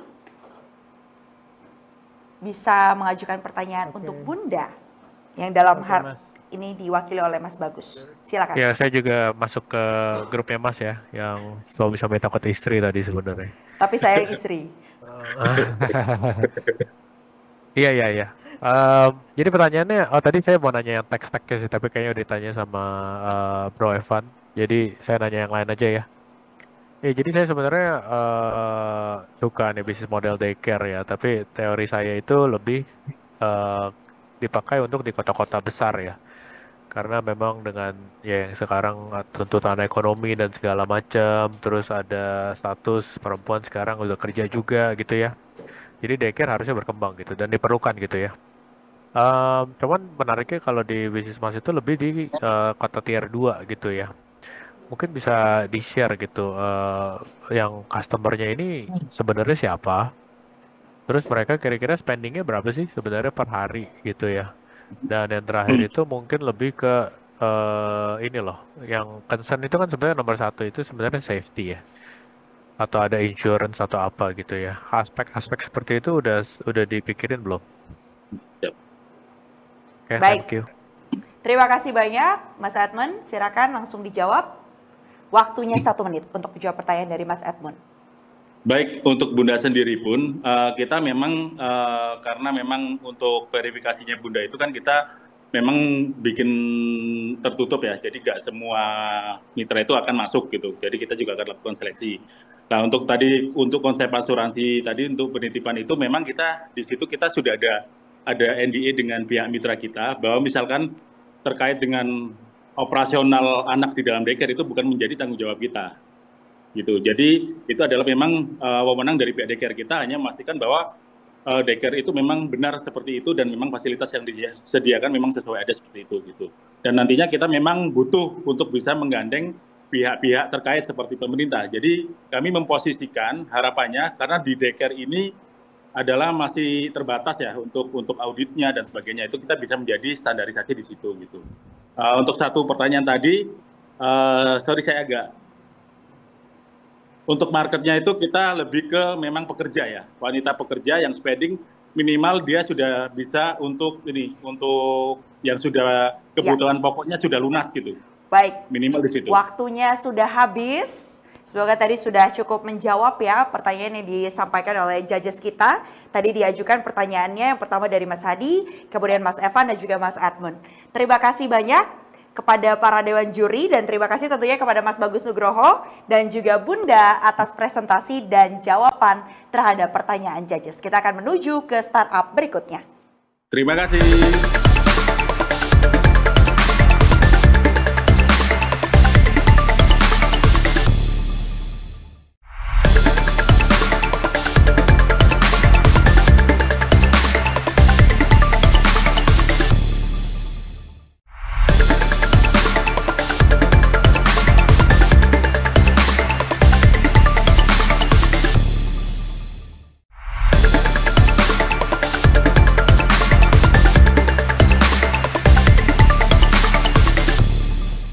Dan kali ini waktu 3 menit akan saya berikan kepada Mas Krisna dari Empower Play, betul ya? Betul. Sudah siap untuk presentasi di hadapan para judges? Sudah. Sudah siap, waktunya 3 menit dimulai dari sekarang. Selamat sore, nama saya Muhammad Hafid dari Empower Play. Saya akan memperkenalkan platform yang mendukung inklusivitas dan aksesibilitas bagi komunitas penyandang disabilitas, tunarungu, dan wicara di Indonesia. Next. Di Indonesia, ada lebih dari 22,5 juta jiwa yang mengalami kesulitan dalam berkomunikasi karena keterbatasan bahasa isyarat dan adaptasinya dengan dunia luar, di mana tidak semua orang bisa berbahasa isyarat. Ini bukan hanya angka, ini adalah kehidupan nyata yang terpengaruh setiap hari. Next. Di sini, Hera menjawab masalah ini dengan teknologi yang dikembangkan, yaitu machine learning yang menerjemahkan bahasa isyarat ke teks secara real-time yang dapat dipahami oleh khalayak umum dan sebaliknya. Dengan adanya kamus bahasa dan forum diskusi antar komunitas, dapat memudahkan belajar bahasa isyarat melalui animasi yang interaktif. Next. Model bisnis kami adalah berbasis langganan dengan fitur premium dengan biaya sebesar 20.000 per bulan, serta kemitraan strategis dan sponsorship, dan mendapatkan dana masukan dari dana hibah yang didapatkan dari organisasi dan lembaga yang mendukung inklusivitas. Hera tidak hanya membantu individu, tetapi juga lembaga pendidikan, organisasi, tetapi juga lembaga pendidikan yang mensupport inklusivitas. Saat ini Hera sudah bekerja sama dengan SLB Anugerah. Next. Dengan total penduduk penyandang disabilitas di Indonesia mencapai 22,5 juta jiwa, kami memfokuskan pertama di Jawa Tengah dengan SAM sebesar 48.317 jiwa, dan target awal kami adalah 20% dari SOM, yaitu sekitar 1.655 early evangelist. Next. Dari tahun 2025 hingga 2027, kami memproyeksikan pertumbuhan pengguna aktif dan penambatan yang signifikan, dengan rencana mencapai lebih dari 1.500 pengguna aktif dan laba bersih meningkat secara konsisten tahun demi tahun. Next. Tim kami yang diisi oleh orang yang berdedikasi dan berpengalaman di bidang teknologi, pemasaran, dan operasional, kami bersama-sama berkomitmen untuk memajukan inklusi sosial melalui inovasi. Next.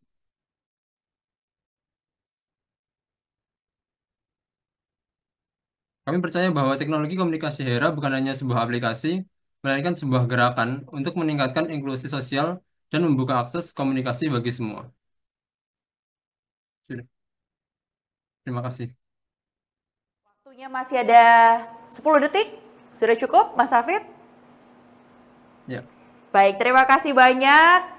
Tadi sudah melakukan presentasi dan sekarang kita akan langsung, ini dia sudah ada dewan juri atau judges yang ada di sekitar kita. Pertama, saya mau persilakan kepada Kang Bojes dulu untuk bertanya kepada teman-teman dari Empower Play. Ini dia next diverse-nya. Silakan Kang Bojes. Oke, halo Mas. Ini brandnya berarti Hera atau Empower Play? Empower Play itu startup, nama startup. Hera itu nama aplikasi. Oke.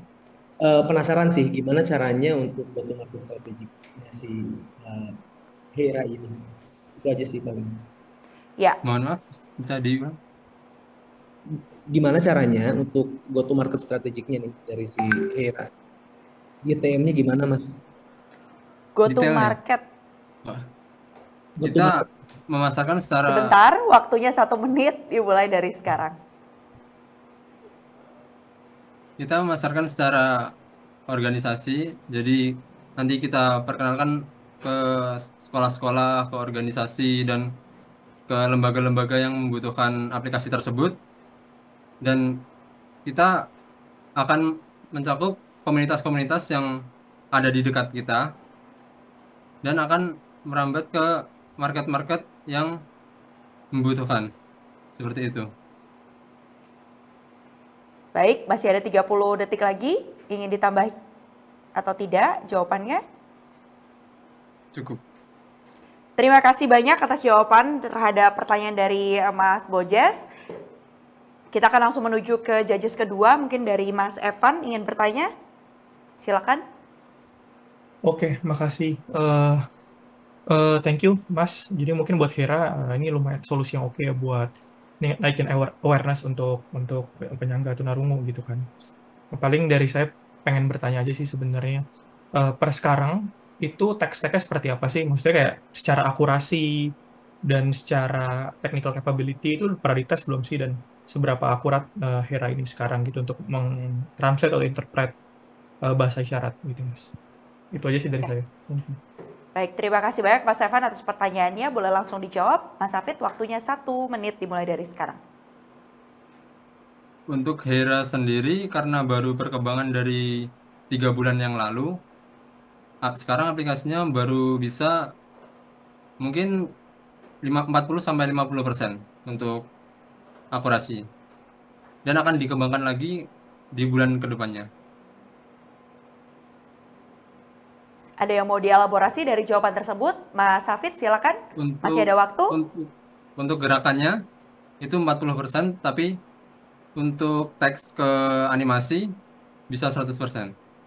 Sudah akurat. 20 detik lagi. Cukup? Cukup. Baik, terima kasih atas jawaban terhadap pertanyaan yang disampaikan oleh Mas Evan. Berikutnya, kayaknya saya mau minta mohon kepada Mas Edmund untuk bisa mengajukan pertanyaan nih untuk Hafid Krisna dari Empower Play terkait Hera.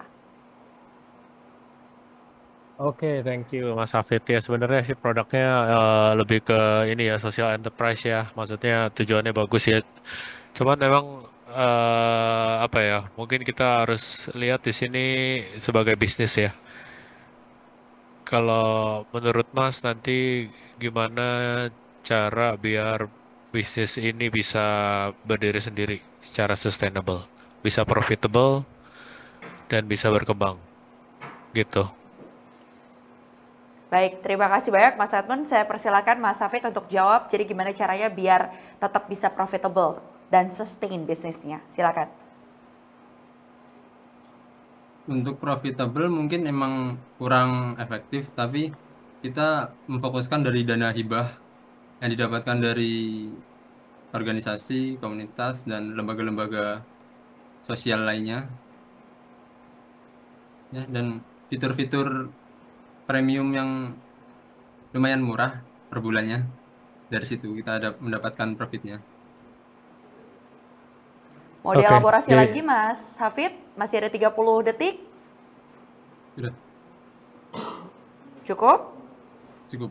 Baik, terima kasih banyak atas jawabannya terhadap pertanyaan para judges dan juga saya ucapkan terima kasih kepada 3 orang dewan juri kita, 3 dari 4 dewan juri yang sudah bertanya pada Empower Play yang juga masuk dalam startup yang ada di track digital lifestyle. Terima kasih banyak Mas Hafid Krisna dari Empower Play dan sekarang saatnya kita menuju ke startup berikutnya.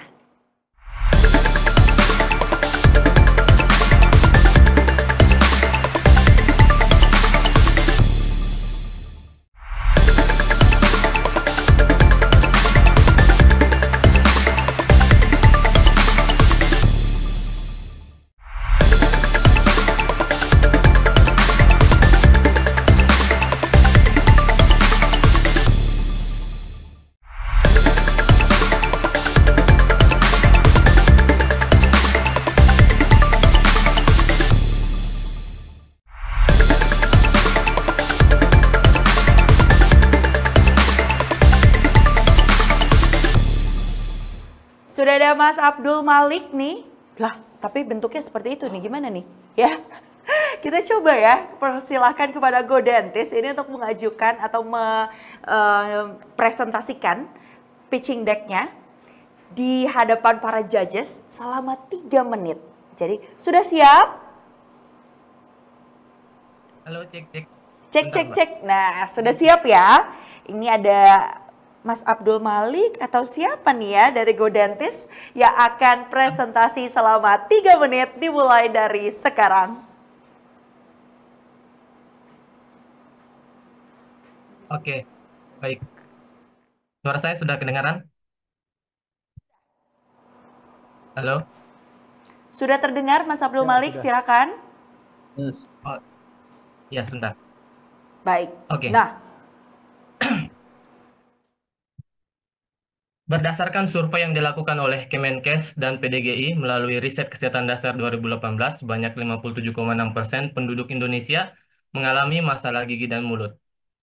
Next, 10,2% mengatakan bahwa penyebab mereka mengalami masalah tersebut itu karena sulitnya akses ke dokter gigi dan pusat layanan kesehatan gigi. Next, berdasarkan masalah tadi, kami menawarkan solusi yang inovatif kepada masyarakat dan juga dokter gigi, yaitu aplikasi One Stop Solution Teledentistry GoDentist and Integration GoClinic IRM. Aplikasi GoDentist memiliki unique value proposition yang berbeda dari kompetitor yang ada, yaitu memiliki fitur Oral and Dental AI Detection di mana pengguna bisa memeriksakan kondisi kesehatan gigi dan mulutnya sedari dini. Hasil deteksinya akan memunculkan informasi kondisi kesehatan gigi, keadaan klinis kesehatan gigi, penyebab penyakit, dan rekomendasi perawatan. Setelah itu, jika pengguna ingin langsung melakukan perawatan, akan diarahkan melakukan chat konsultasi secara online dengan dokter gigi dan bisa langsung reservasi untuk melakukan perawatan di klinik dokter gigi tersebut. Di satu sisi, dokter gigi juga bisa mendapatkan kesempatan untuk terekspos kepada seluruh masyarakat dengan adanya sistem ini. Next. Kami melakukan riset ukuran marketnya, kami memiliki sebesar 1,1 juta masyarakat yang menjadi polisi dan militer. Kenapa mereka? Karena salah satu persyaratan wajib untuk menjadi polisi dan militer yaitu memiliki kondisi kesehatan gigi dan mulut yang sehat. Next. Walaupun kami masih baru di market health tech, tetapi kami langsung mendapat respon yang positif di mana bisnis model yang kami sudah tetapkan yaitu B2C dan B2B diterima oleh market dengan melakukan pembelian revenue bersih yang berhasil kami dapatkan yaitu 21 juta yang berasal dari jumlah transaksi fee pengguna yang melakukan konsultasi secara online sebanyak 30 pengguna setiap bulannya dan berasal dari kontrak 1 tahun dari klinik untuk penggunaan IRM kami. Perkenalkan, next. People behind PT Periksa Gigi Indonesia, yaitu ada Dr. Gigi Badi Surahman yang juga sebagai Direktur RSG Munjani Bandung dan juga Dr. Gigi Nur Samsi yang juga sebagai Sekretaris Departemen Pencegahan Penyakit Gigi dan Mulut Masyarakat FKG Unhas. Adapun co-founder saya ada Mas Holil sebagai CTO yang juga aktif di organisasi Google Developer Group dan ada Mas Farhan sebagai CMO yang memiliki sertifikasi global TensorFlow dan saya Abdul Malik Sodikin sebagai CEO yang tersertifikasi BNSP Digital Marketing. Kami mendapat penghargaan dari salah satu program Grow with Google yaitu Bangkit Academy. Kami mendapatkan pendanaan 140 juta dari Google Indonesia dan Ristek Dikti dengan menyabet titel The Big Bang Award dan juga berhasil meraih penghargaan dari kompetisi pitching yang dilakukan oleh Dinas Pemuda dan Olahraga Kota Makassar sebagai juara 2. Next. Sekian dan terima kasih. Go Dentist, Healthier Teeth, Sweeter Smile. Oke, masih ada waktu 15 detik. Mas Abdul Malik mau ditambahkan? Cukup dari saya. Cukup, terima kasih banyak. Itu tadi presentasi yang disampaikan oleh Go Dentist ya Mas Abdul Malik. Yang kali ini saya akan berikan kesempatan kepada para Dewan Juri, mulai dari Mas Hadi, mungkin untuk bisa mengajukan pertanyaan kepada Go Dentist. Ya, terima kasih. Ketemu lagi kita Mas, setelah kemarin ketemu di Makassar ya. Ya Mas. Oke, saya ingin bertanya, karena memang painful banget untuk mendapatkan jadwal ke dokter gigi sebetulnya. Jadi kalau misalnya ada aplikasi memang sangat membantu menurut saya. Tapi saya mungkin orangnya agak sangat underestimate terhadap sebuah aplikasi yang mendeteksi terhadap penyakit di awal gitu ya.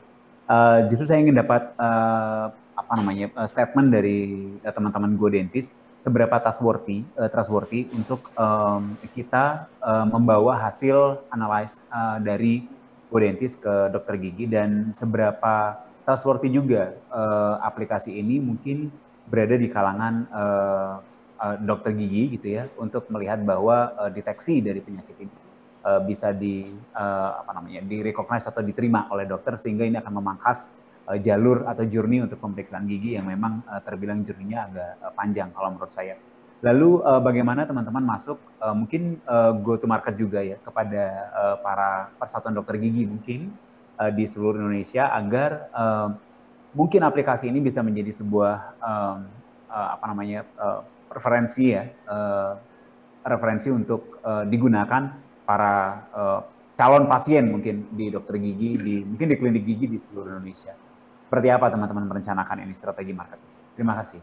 Baik, terima kasih Mas Hadi atas pertanyaannya. Bagaimana Mas Abdul Malik sudah cukup dipahami ya dari pertanyaan tersebut. Hanya bisa menjawab dalam waktu 1 menit dimulai dari sekarang. Oke, terima kasih Mas Hadi untuk pertanyaannya. Jadi untuk AI-nya sendiri kami sebenarnya bukan untuk mendiagnosis ya, apalagi kita mau istilahnya menggantikan dokter gigi, tetapi AI-nya di sini berfungsi sebagai peningkatan edukasi atau engagement masyarakat terhadap pentingnya menjaga kesehatan gigi. Karena kalau misalkan masyarakat itu tidak memeriksakan giginya sedini mungkin ke dokter gigi, padahal keadaan kondisi giginya itu sudah sangat parah, ya apalagi kalau misalkan nanti sudah diperiksa itu sudah terlanjur parah gitu. Jadi makanya AI yang kami buat itu bagaimana bisa meningkatkan engagement atau awareness masyarakat terhadap ini loh, kalau Anda tidak bersihkan gigi Anda bisa lebih parah dari yang Anda bayangkan gitu. Nah, seperti itu sebenarnya yang kami buat dari AI-nya. Dan bagaimana strategi kami? Ya, kami bekerja sama dengan PDGI untuk bisa masuk ke market-market dentisnya ini sebagai mitra untuk bisa menyebarkan aplikasi AI detection tadi. Sebenarnya ini sudah dipakai di Pepsodent juga, gitu. Baik, waktunya habis untuk menjawab pertanyaan dari Mas Hadi. Terima kasih banyak Mas Hadi atas pertanyaannya dan terima kasih Mas Abdul Malik atas jawabannya. Berikutnya saya akan persilahkan mungkin kepada Kang Bojas untuk bisa bertanya. Silakan. Ya, mau nanya sih, tadi kan bilang customernya Pepsodent ya. Tapi dari data customernya tadi jumlahnya segitu gitu. Penasaran sih. Atau memang sebenarnya kegiatannya ada yang lain selain yang ini? Maksudnya gimana, Mas?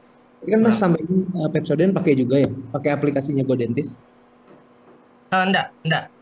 Kami enggak bilang Pepsodent pakai aplikasi GoDentist, tapi teknologi yang dia pakai itu dari teknologi startup di Amerika dan mereka berpartner gitu. Jadi intinya mereka pakai dental detection, GoDentist juga punya seperti itu. Baik, boleh dilanjutkan jawabannya karena kita tadi sudah selesai pertanyaan dari Kang Bojas. Masih ada waktu? Mungkin nambahin sedikit sih Mbak. Kalau revenue streamnya berarti selain yang tadi ada apa lagi? Ya, untuk revenue stream kami di sekarang ini menerapkan dari B2B itu IRM klinik, di mana IRM klinik ini kami targetkan untuk operational management klinik dan SIM RS pastinya, dan juga bagaimana dari B2C-nya itu chat konsultasi sama dengan reservasi ke klinik seperti itu. Masih ada waktu 15 detik, silakan Mas Abdul Malik. Ya, kami mungkin kalau jangka panjangnya akan menjual AI-nya, di mana kami akan bekerja sama dengan rumah sakit untuk melakukan penelitian, melakukan deteksi penyakit gigi itu sendiri. Baik, Gigi dan mulut. waktu habis. Terima kasih atas jawabannya. Saya akan langsung persilakan kepada Mas Evan untuk bertanya kepada GoDentist. Oke, terima kasih. Jadi paling kalau dari saya sih pertanyaan, saya penasaran lebih ke traction aja sih. Ini kan sebenarnya GoDentist itu relatif baru ya. Gitu. Jadi per sekarang itu tractionnya gimana sih gitu. Jadi udah berapa customer yang engage di platform ini dan dari sisi B2B pun udah berapa klinik yang pada akhirnya menggunakan service ini gitu. Dan apakah ada rencana untuk ekspansi dari daerah yang sekarang ke another region gitu Mas. Terima kasih. Baik, waktu untuk menjawab 1 menit, Mas Abdul Malik dimulai dari sekarang. Ya, terima kasih. Kalau untuk pengguna aplikasinya sendiri itu sudah lebih dari 900 user jumlah downloadan di Play Store pastinya. Dan juga untuk B2B klinik kami ada di 3 daerah di Jakarta, ada di Jakarta Selatan dan ada juga di Makassar pastinya karena itu quarter kami. Dan juga ada di Bandung. Nah, itu untuk kliniknya sendiri ada itu tadi, ada setiap daerah itu satu-satu perwakilan untuk kami mengetes validation marketnya. Seperti itu. Dan untuk ekspansinya pasti kita akan ekspansi ketika kami sudah melakukan iterasi dari seluruh klien yang kami sudah punya atau B2B-nya. Kami sedang mengembangkan juga produk development dari IRM-nya itu lebih bagus lagi untuk bisa terintegrasi dengan Satu Sehat pastinya sesuai dengan Undang-Undang Rekam Medis Elektronik. 5 detik lagi?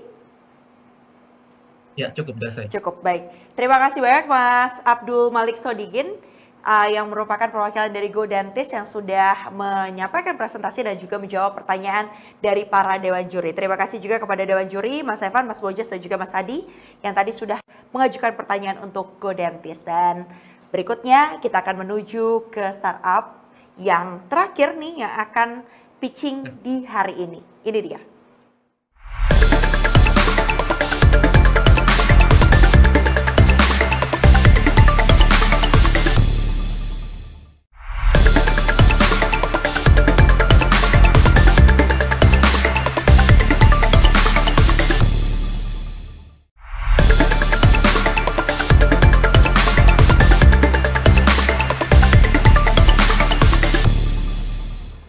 Startup ke-24 yang akan pitching hari ini adalah bekas baru dan kali ini sudah ada Mas Faris yang akan presentasi selama 3 menit sebelum nanti akan ada sesi tanya jawab dan dijawab masing-masing waktunya 1 menit. Mas Faris sudah siap? Sudah siap? Boleh di-unmute Mas Faris? Oke, siap. Sudah siap. Baik, sudah siap. Waktunya 3 menit ya Mas Faris. Dipersilakan dimulai dari sekarang. Selamat sore, perkenalkan saya Faris dari bekasbaru.com. Jadi Bekas Baru itu adalah one stop beverage solution. Jadi visi kita menjadi perusahaan one stop solution terlengkap di seluruh dunia yang membawa dampak positif bagi masyarakat dan lingkungan.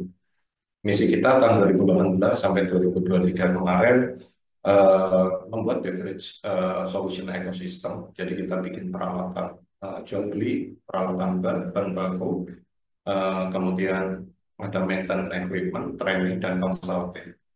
Tahun 2024 sampai 2029 kita next ini mengembangkan ekosistem yang berfokus pada keberlanjutan dan dampak positif bagi masyarakat dan lingkungan. Pencapaiannya kita sudah membantu banyak sekali brand cafe atau coffee shop di Indonesia. Lebih dari 150 banyak teman-teman dari Bekas Baru yang kita bantu untuk mengikuti kompetisi barista atau bartender di kelas regional Indonesia ataupun di luar Indonesia. Kita mengadakan pelatihan dengan peserta lebih dari 1.500 dan banyak sekali ya. Ini untuk achievement kita. Next.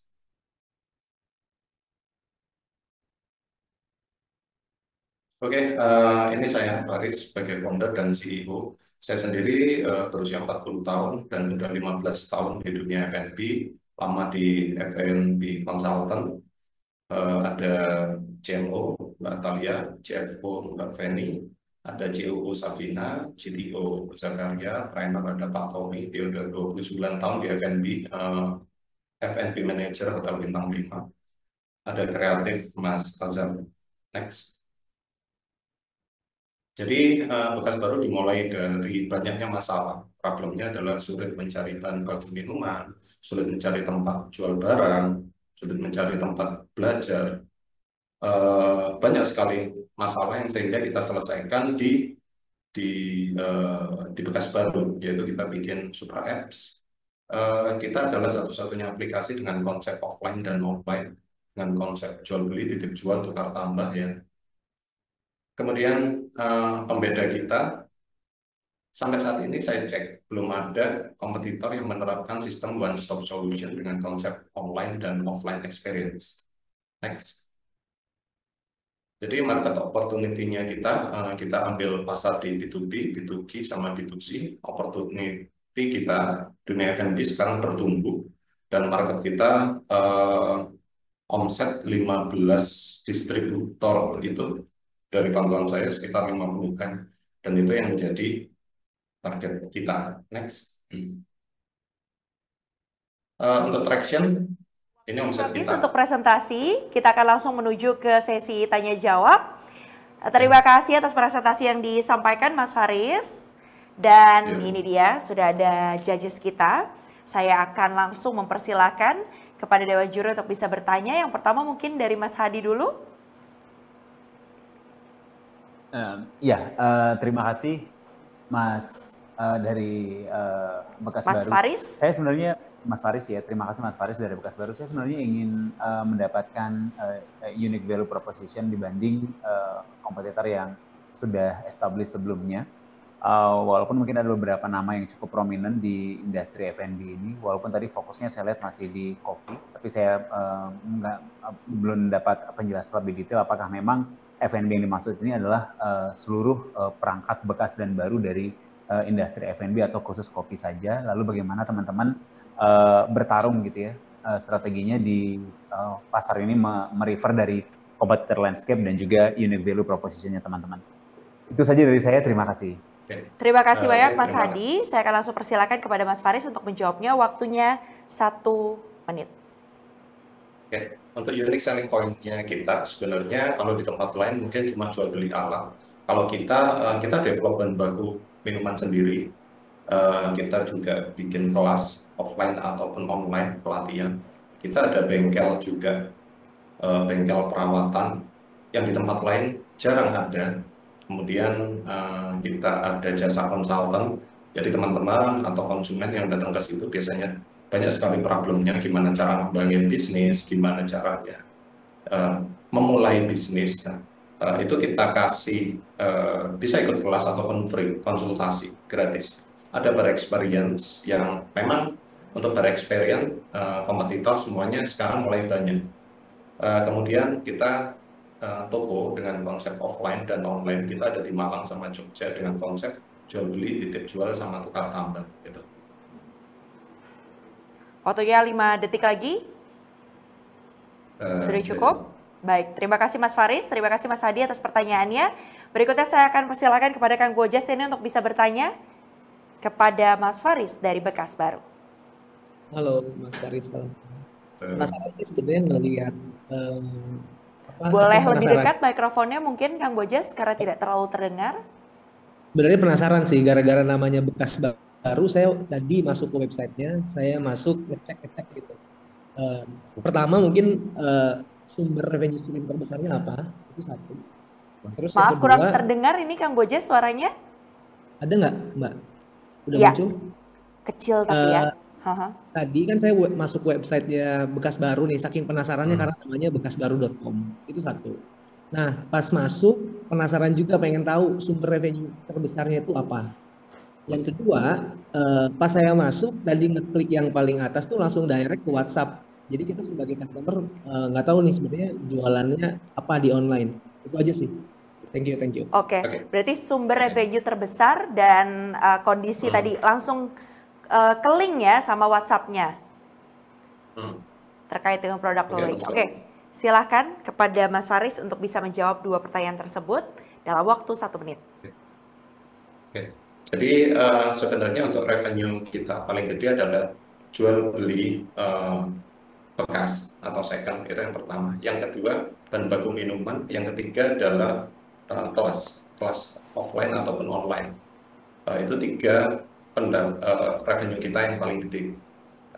Untuk tadi pertanyaan berikutnya, diklik langsung masuk WhatsApp. Jadi gini, dulu kita sudah bikin aplikasi super app, kita launching, kemudian waktu itu ada transaksi di online ya, dan kita belum ada perizinan waktu itu. Akhirnya kita tarik, kita close lagi. Waktu itu ada kunjungan dari Polda Jatim. Jadi akhirnya terpaksa karena kita ada banyak aspek legal yang belum selesai, terutama di dunia digital ya. Akhirnya kita bikin landing page, itu aja. Akhirnya semua di direct WhatsApp. Baik, waktunya juga habis. Terima kasih banyak Mas Gojes dan juga Mas Faris. Saya akan langsung mempersilakan kali ini mungkin ke Mas Edmund untuk bisa mengajukan pertanyaan. Oke, pertanyaan terakhir ya. Ya, jadi pertama-tama nama websitenya lucu ya, Bekasbaru gitu ya. Jadi tapi sebenarnya jualannya barangnya barang-barang kafe gitu ya. Jadi mungkin kalau dari segi optimisasi di pencarian Google mungkin nggak optimal kali ya, bekasbaru.com gitu. Terus kedua pengen nanya angle ini kan karena ini ya kompetisi startup teknologi, jadi angle teknologinya di mana ya Mas ya, mungkin bisa jelasin. Baik, terima kasih Mas Edmund atas pertanyaannya. Saya akan langsung persilakan Mas Faris, waktunya untuk menjawab 1 menit. Oke. Jadi kita untuk Bekasbaru itu memang sepertinya terkhusus barang bekas sama baru. Tapi di situ kita ada edukasi lewat web, lewat video-video yang kita buat di YouTube. Kita semuanya ada YouTube, kemudian ada TikTok, ada semuanya.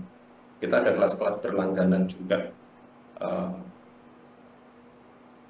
Itu yang pertama. Kemudian kenapa Bekasbaru? Karena dulu awalnya kita cuma bikin sebuah konsep jual beli aja. Nah, jual beli yang kita namai Bekasbaru. Kemudian setelah jalan, akhirnya kita buat subdomain. Jadi ada EQ Indonesia, itu yang khusus pelatihan. Kemudian ada Overhaul yang khusus perawatan. Jadi kita bikin domain atau brand masing-masing. Yang nanti ke depan Bekasbaru sebenarnya cuma holding aja. Seperti itu. Semuanya nanti by online, karena kita sekarang lagi dalam tahap pendaftaran semuanya untuk online yang kita launching tahun depan, tahun 2025. Ya, waktunya habis. Terima kasih banyak Mas Faris mewakili bekas baru yang presentasi dan menjadi startup ke-24 yang presentasi di hari ini. Terima kasih banyak dan tentunya good luck. Dan terima kasih juga untuk seluruh Dewan Juri atau judges kita hari ini ya. Tadi sudah ada Mas Hadi, Mas Bojes, Mas Edmund dan juga Mas Evan. Yang saat ini saya akan persilakan untuk bisa langsung menuju ke area deliberasi. Dan dipersilahkan untuk bisa berdiskusi, menentukan siapa nih kira-kira dari 24 startup yang tadi sudah pitching dari 3 track berbeda, yang nantinya akan menjadi top 10 startups yang akan masuk ke Academy. Kalau kita flashback, ini sesuai dengan apa yang disampaikan oleh Mas Gading tadi ya. Jadi nanti ke depannya perjalanan setelah pitching hari ini akan ada Next Dev Academy, di mana nanti di akhir akan ada Next Dev Summit. Nah, ini yang terpilih adalah 10 startup terbaik atau top 10-nya ya. Oleh karena itu, sekarang kita akan masuk ke sesi deliberasi. Ada waktu sekitar 20 menit, tapi pastikan setelah 20 menit dari sekarang, seluruh startups untuk bisa berkumpul kembali di sini, bergabung kembali, karena akan ada pengumuman ya, siapa nanti yang akan masuk ke top 10-nya. Oke, sekali lagi, sekarang saatnya kita persilakan untuk masuk ke sesi deliberasi dan sampai ketemu nanti di pengumuman top 10 startups.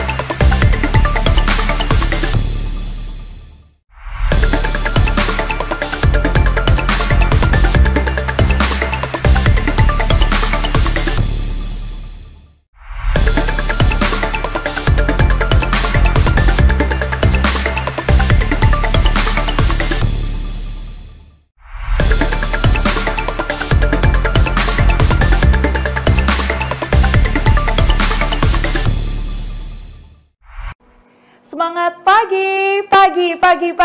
Jadi setelah tadi melewati proses deliberasi yang juga diawali dengan presentasi dari 24 startups, sekarang saatnya kita akan mengetahui siapakah yang akan menjadi top 10 startups. Tapi tentunya bukan saya yang akan mengumumkan, tapi sudah ada judges dan juga head mentor yang akan mengumumkan siapakah yang akan menjadi top 10 startups. Silakan.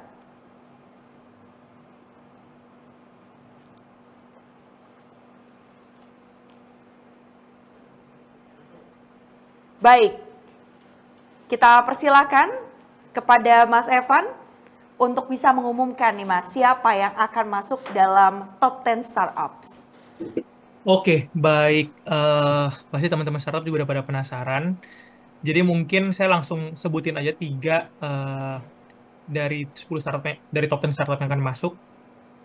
Yang pertama adalah On Journey.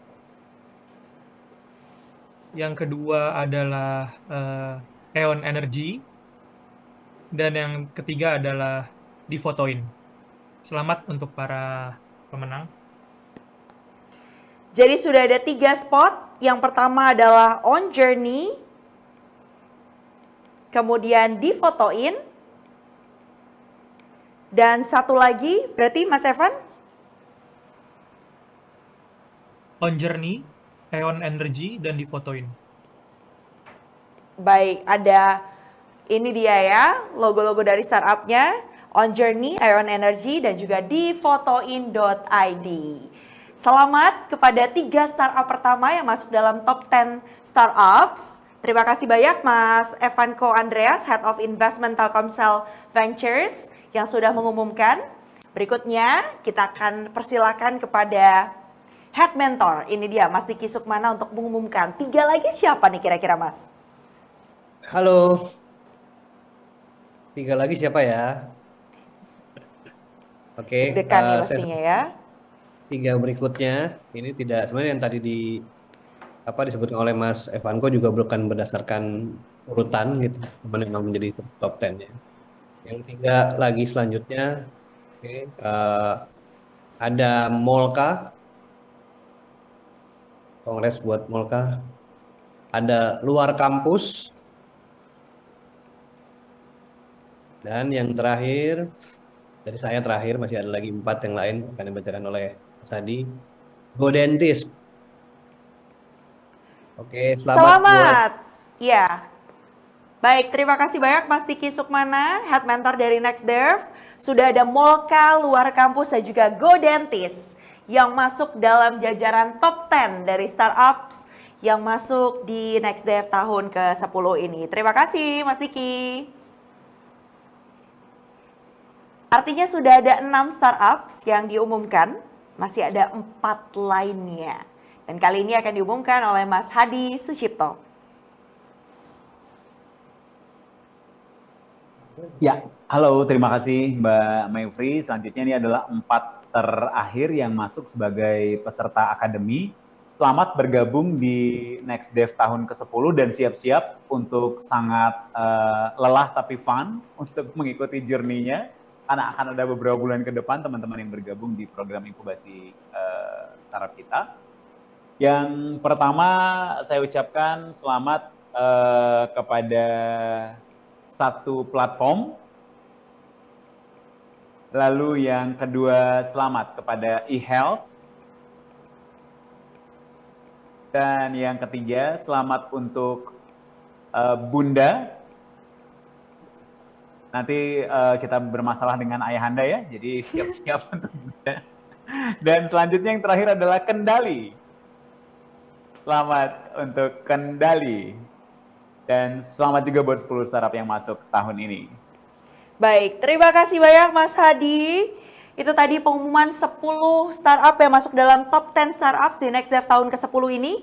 Ada On Journey, ada Ion Energy, ada Difotoin.id, ada Molka, luar kampus, ada Go Dentist, dan 1 platform eHealth, Bunda, dan juga Kendali. Sekali lagi selamat untuk 10 startup yang akan melaju ke tahapan berikutnya, yaitu NextDev Academy, yang nanti sama-sama kita akan saksikan bagaimana presentasinya di NextDev Summit. Sekali lagi, terima kasih kepada seluruh 24 startups yang hari ini sudah pitching di hadapan judges, dan terima kasih pula kami ucapkan kepada para judges yang sudah berkenan untuk menyaksikan bagaimana pitching yang disampaikan oleh top 24 dari startups di NextDev tahun ke-10 ini.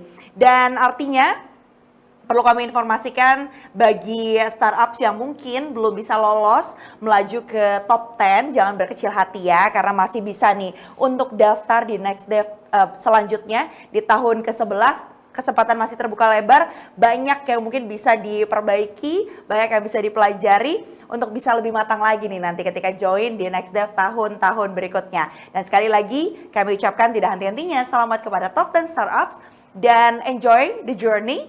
Sekarang saatnya saya Mayfri Syari pamit undur diri dari Startup Pitching Day NextDev tahun ke-10, Elevating Startups kali ini, dan sampai jumpa di journey berikutnya. Semangat pagi, pagi, pagi, pagi.